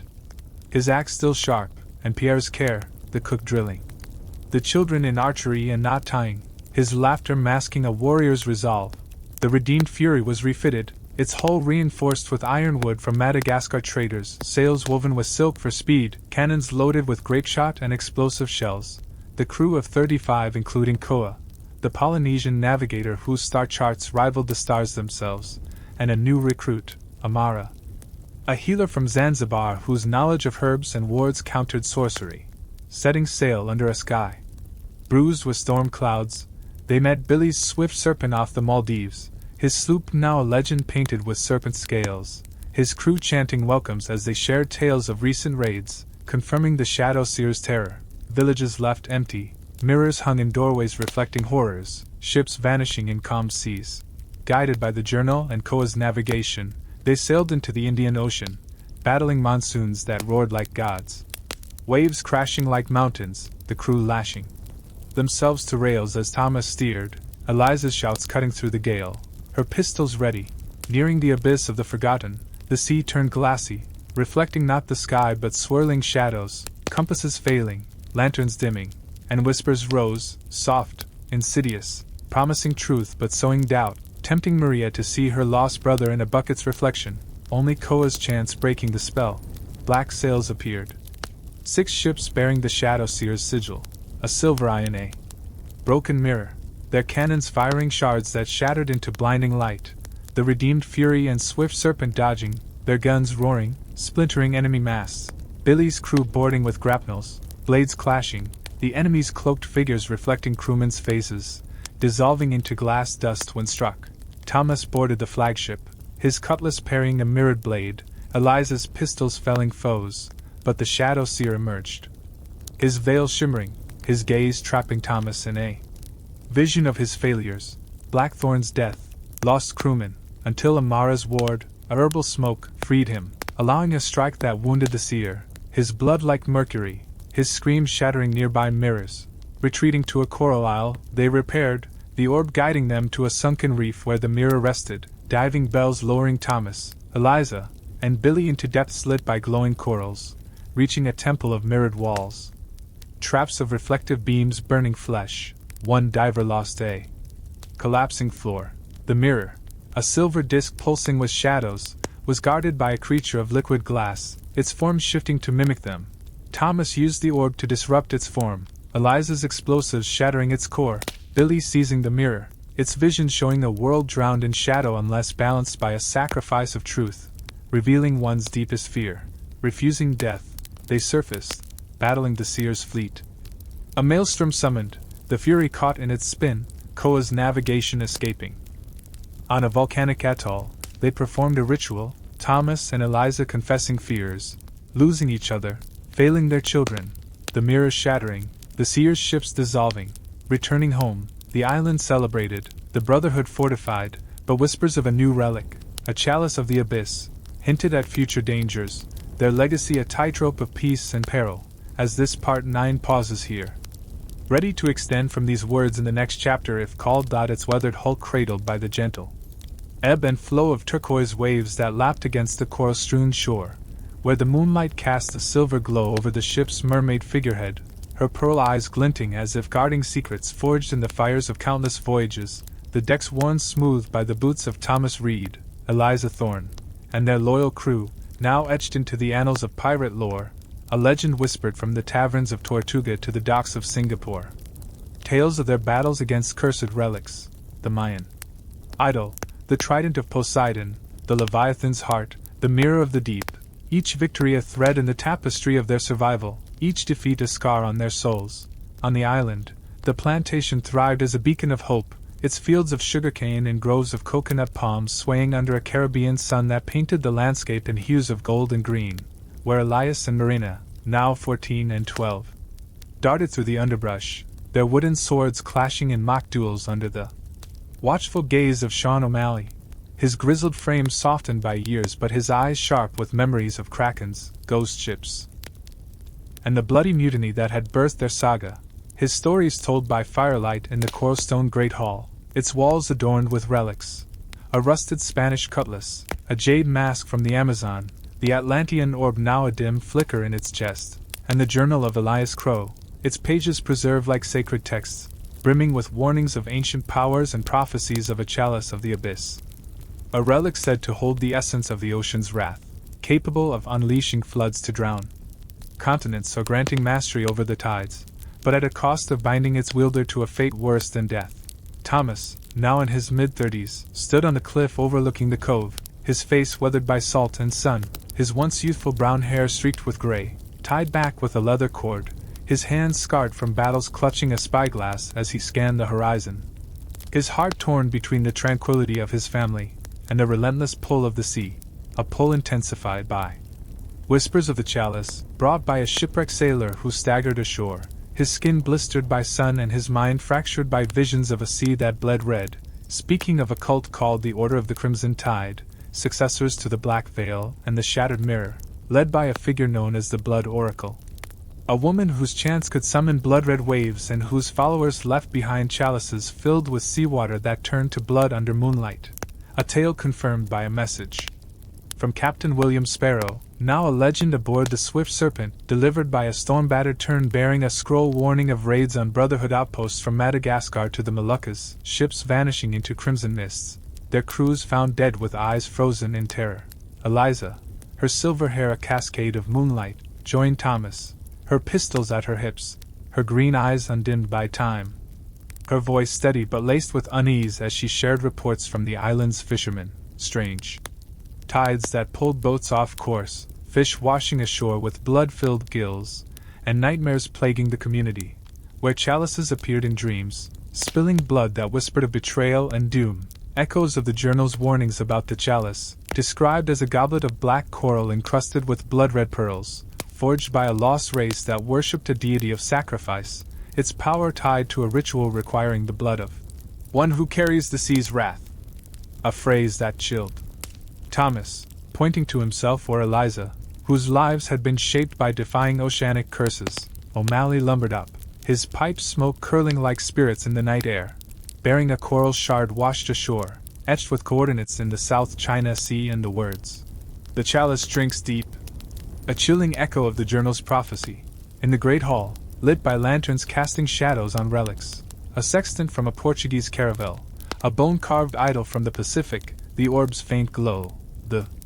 community gathered, faces from veterans like Reyes, now a spiritual anchor, to youths like Elias and Marina, eager to join their parents' quest. After fierce debate, Thomas and Eliza resolved to sail, not for treasure but to shield their home and the Brotherhood, leaving the island under O'Malley's command, his axe ready, and Pierre's care, the cook teaching the children musketry and sea chants. The redeemed Fury was refitted, its hull armored with teak from Borneo traders, sails dyed black for stealth, cannons loaded with chain shot, the crew of 40 including Maria, the sharpshooter, Koa, the Polynesian navigator, and Amara, the healer whose wards countered sorcery. Setting sail under a sky heavy with crimson clouds, they met Billy's Swift Serpent off Borneo, his sloop gleaming with dragon motifs, his crew sharing tales of crimson waves swallowing ships, guided by the journal and Koa's star charts. They navigated the South China Sea, dodging typhoons that roared like beasts, the crew battling waves that towered like cliffs, Thomas steering, Eliza rallying, Amara's herbs easing seasickness. Nearing the abyss of the Crimson Veil, the sea turned blood-red, compasses failing, lanterns dimming, whispers promising power but sowing fear, tempting Reyes until Koa's chants broke the spell. Black sails emerged, 7 ships bearing the Blood Oracle's sigil, a chalice dripping blood. Their cannons firing orbs that burst into crimson mist, the Fury and Serpent dodging, their guns splintering enemy hulls, Billy's crew boarding, blades clashing, the enemy's cloaked figures bleeding red vapor, dissolving into ash. Thomas boarded the flagship, his cutlass parrying a bloodied scimitar, Eliza's pistols felling foes, but the Blood Oracle appeared, her voice a siren's call, her eyes pools of blood, freezing men until Amara's ward freed them, Thomas wounding her, her blood igniting the deck, retreating to a coral isle. They repaired, the orb guiding them to a sunken temple. Diving bells lowering Thomas, Eliza, and Billy into depths lit by glowing anemones, traps of blood-filled currents claiming one diver. The chalice, pulsing on an altar, was guarded by a blood-formed beast, Thomas using the orb to disrupt it, Eliza's explosives shattering it, Billy seizing the chalice, its vision showing a world drowned in blood unless balanced by a sacrifice of loyalty. Refusing death, they surfaced, battling the Oracle's fleet, a blood-red maelstrom threatening Koa's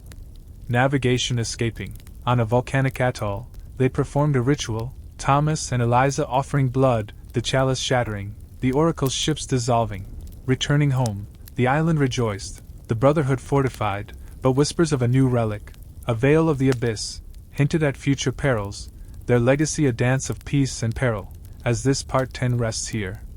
Ready to unfold from these words in the next chapter when called, its hull caressed by the rhythmic swell of turquoise waves that murmured against the coral-encrusted shore, where the starlight wove a silver tapestry across the water, illuminating the ship's mermaid figurehead, her pearl eyes glinting with the weight of countless voyages, her carved form a silent sentinel guarding the memories of Thomas Reed, Eliza Thorne, and their steadfast crew, whose names now echoed in the songs of bards from the Caribbean to the Spice Islands. Tales of their triumphs over the Mayan idol's curse, the trident of Poseidon, the Leviathan's heart,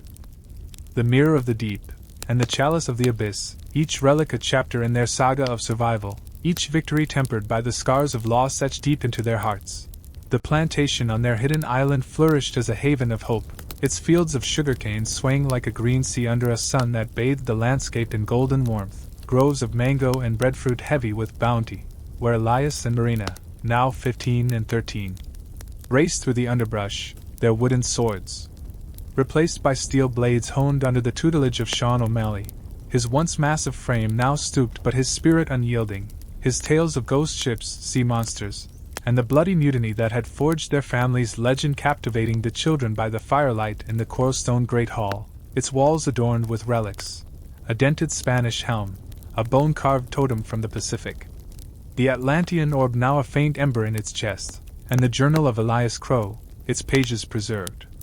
like sacred relics, brimming with cryptic prophecies of a veil of the abyss, a relic whispered to be the final key to the ocean's deepest secrets, capable of shrouding the world in eternal mist or granting dominion over all seas, but at the cost of binding its wielder to an endless servitude to forgotten deities. Thomas, now nearing his 40s, stood on the cliff overlooking the cove, his face a map of weathered lines carved by salt, sun, and sorrow, his gray-streaked hair tied back with a cord of sharkskin, his scarred hands gripping a spyglass as he scanned the horizon, his heart torn between the tranquility of his family and the relentless call of the sea, a call amplified by rumors of the veil, brought by a gaunt sailor who washed ashore in a splintered longboat, his eyes hollow with terror as he spoke of a sea cloaked in mist where ships vanished, their crews trapped in a twilight realm. His tale corroborated by a message from Captain William Sparrow, now a mythic figure, aboard the Swift Serpent, delivered by a weary albatross bearing a scroll warning of raids by the Order of the Veiled Abyss, a cult born from the ashes of the Crimson Tide, led by a figure known as the Mistweaver, a sorcerer whose chants conjured fogs that swallowed fleets, their ships marked with sigils of swirling mist, leaving behind veils that shimmered with ghostly light, driving survivors to madness with visions of lost loved ones. Eliza, her silver hair a cascade of starlight, joined Thomas, her pistols at her hips, her green eyes sharp with resolve, her voice steady but heavy with concern as she relayed reports from the island's sailors, strange mists rolling in against the wind, fish washing ashore with clouded eyes, and nightmares plaguing the community, where veils appeared in dreams, weaving shadows that whispered of sacrifice and despair. Echoes of the journal's warnings about the veil, described as a shimmering cloth of sea silk and bone, forged by a race that worshipped a deity of oblivion, its power tied to a ritual requiring the essence of one who walks the abyss's edge, a phrase that haunted Thomas, pointing to himself or Eliza, whose lives had been entwined with oceanic relics. O'Malley, his pipe smoke curling like phantoms, arrived with a driftwood plank washed ashore, carved with coordinates in the Bering Sea and the words, "The veil cloaks all," a chilling echo of the journal's prophecy. In the great hall, lit by lanterns casting shadows on relics, a rusted Portuguese dagger, a coral idol from the Indian Ocean, the orb's dim glow, the community gathered, faces from veterans like Reyes, now a pillar of faith, to youths like Elias and Marina, eager to join their parents' quest. After heated debate, Thomas and Eliza resolved to sail, not for glory but to protect their home and the brotherhood, leaving the island under O'Malley's command, his axe sharp, and Pierre's care, the cook drilling the children in swordplay and navigation. The redeemed Fury was refitted, its hull armored with cedar from Japanese traders, sails woven with silk for speed, cannons loaded with explosive shells. The crew of 45 including Maria, the sharpshooter, Koa, the Polynesian navigator, and Amara, the healer whose wards countered sorcery. Setting sail under a sky heavy with gray clouds, they met Billy's Swift Serpent off Hokkaido, his sloop gleaming with dragon motifs, his crews sharing tales of mist-swallowing ships. Guided by the journal and Koa's star charts, they navigated the Bering Sea, dodging icebergs that loomed like ghosts, the crew battling freezing winds, Thomas steering, Eliza rallying, Amara's herbs warming frostbitten hands. Nearing the abyss of the veiled night, the sea turned opaque, compasses failing, lanterns dimming, whispers weaving despair. tempting Maria until Koa's chance broke the spell. Black sails emerged, 8 ships bearing the Mistweaver's sigil, a veiled iron mist, their cannons firing orbs that burst into blinding fog, the Fury and Serpent dodging, their guns splintering enemy hulls, Billy's crew boarding, blades clashing, the enemy's cloaked figures bleeding mist, dissolving into air. Thomas boarded the flagship, his cutlass parrying a misty blade, Eliza's pistols felling foes, but the Mistweaver appeared. His voice a chilling whisper, his eyes pools of fog freezing. Men until Amara's ward freed them, Thomas wounding him, his blood evaporating. Retreating to an icy isle, they repaired, the orb guiding them to a sunken temple, diving bells lowering Thomas, Eliza, and Billy into depths lit by glowing plankton, traps of freezing currents claiming one diver. The veil, shimmering on an altar, was guarded by a misformed beast, Thomas using the orb to disrupt it. Eliza's explosives shattering it, Billy seizing the veil, its visions showing a world cloaked in mist unless balanced by a sacrifice of memory. Refusing death, they surfaced, battling the Weaver's fleet, a misty vortex threatening, Koa's navigation escaping. On an icy atoll, they performed a ritual, Thomas and Eliza offering memories of their first adventure, the veil unraveling, the Weaver's ships dissolving. Returning home, the island rejoiced, the Brotherhood fortified, but whispers of a new relic. A crown of the abyss, hinted at future perils, their legacy a dance of peace and peril. As this part 11 rests here, ready to unfold from these words in the next chapter when called. The redeemed Fury lay anchored in its hidden cove, its hull kissed by the ceaseless rhythm of turquoise waves that whispered against the coral-strewn shore, where the starlight wove a silver veil across the water, casting a luminous glow over the ship's mermaid figurehead, her pearl eyes shimmering with the weight of 1,000 voyages. Her carved form standing as a silent guardian of the memories. Etched into the timbers, memories of Thomas Reed, Eliza Thorne, and their steadfast crew, whose names now resounded in the ballads sung from the rum-soaked taverns of Port Royal to the wind-swept docks of Macau, tales of their battles against the Mayan idol's curse, the trident of Poseidon, the Leviathan's heart, the mirror of the deep, the chalice of the abyss, and the veil of the abyss, each relic a chapter in their epic of survival. Each victory tempered by the ghosts of those lost to the sea's relentless hunger. The plantation on their secluded island bloomed as a sanctuary of hope, its fields of sugarcane rippling like a green ocean under a Caribbean sun that drenched the landscape in hues of amber and emerald, where groves of guava, breadfruit, and starfruits sagged with abundance, and the laughter of Elias and Marina, now 16 and 14, echoed through the palms as they sparred with steel blades under the watchful eye of Sean O'Malley, his once towering frame now bent by time but his spirit unbowed, his tales of krakens, ghost ships, and the bloody mutiny that had forged their family's legend holding the children wrapped by the firelight in the coralstone Great Hall, its walls adorned with relics. A tarnished Spanish rapier, a coral-carved effigy from the Bering Sea, the Atlantean orb now a faint pulse in its locked chest, and the journal of Elias Crow. Its pages brittle as whispers yet heavy with prophecies, now warning of a crown of the abyss, a relic, whispered to be the ultimate arbiter of the ocean's will, capable of commanding the seas to rise or fall, summoning tempests or calming them, but at the cost of chaining its wielder to an eternal pact with deities whose names were carved in the bones of sunken cities. Thomas, now in his early 40s, stood on the cliff overlooking the cove, his face a weathered map of salt, sun, and sacrifice. His gray hair tied back with a cord of whalebone, his scarred hands clutching a spyglass as he swept the horizon, his heart caught between the serenity of his family and the unyielding call of the sea, a call sharpened by rumors of the crown, brought by a ragged sailor who staggered ashore in a storm-tossed dinghy, his eyes wild with dread as he spoke of a sea that burned with blue fire, where ships dissolved into ash, their crews trapped in a realm of endless waves, his tale echoed by a message from Captain William Sparrow, now a mythic figure aboard the Swift Serpent, delivered by a battered petrel bearing a scroll warning of raids by the Order of the Abyssal Crown, a cult risen from the remnants of the veiled abyss, led by a figure known as the Tide Sovereign, a sorcerer whose chants could ignite the sea, their ships marked with sigils of blue flame, leaving behind crowns of coral that burned with cold fire, driving survivors to madness with visions of drowned worlds. Eliza, her silver hair a river of moonlight, joined Thomas, her pistols ever at her hips, her green eyes sharp with a fire undimmed by years, her voice steady but weighted with unease as she shared reports from the island's fishermen. Strange flames dancing on the water at night, fish washing ashore with charred scales, and nightmares plaguing the community, where crowns appeared in dreams, burning with blue fire that whispered of dominion and doom. Echoes of the journal's warnings about the crown, described as a circlet of black coral and sapphire, forged by a race that worshipped the deity of eternal tides, its power tied to a ritual requiring the spirit of one who bears the sea's fire.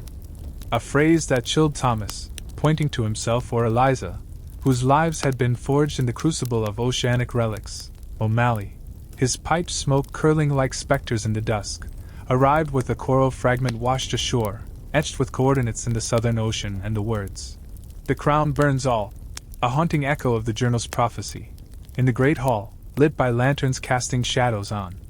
relics, a dented Dutch musket, a bone idol from the South China Sea, the orb's faint glow, the community gathered, faces from veterans like Reyes, now a beacon of faith, to youths like Elias and Marina, eager to join their parents' quest despite their warnings. After fierce debate, Thomas and Eliza resolved to sail, not for glory but to shield their home and the brotherhood, leaving the island under O'Malley's command, his axe honed, and Pierre's care, the cook drilling the children in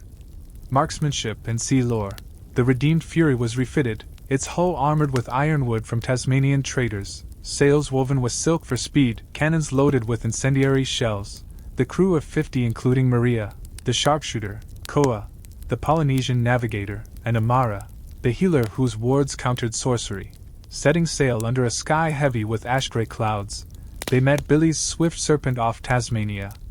his sloop gleaming with phoenix motifs, his crew sharing tales of seas aflame. Guided by the journal and Koa's star charts, they navigated the Southern Ocean, dodging icebergs that glowed with eerie light, the crew battling freezing gales, Thomas steering, Eliza rallying, Amara's herbs warming chilled bones. Nearing the abyss of the burning tide, the sea turned molten blue, compasses failing, lanterns flickering, whispers weaving promises of power, tempting Reyes until Koa's chance broke the spell. Black sails emerged. 9 ships bearing the tide sovereign's sigil, a crown. In blue flame, their cannons firing orbs that burst into searing light, the Fury and Serpent dodging, their guns splintering enemy hulls, Billy's crew boarding, blades clashing.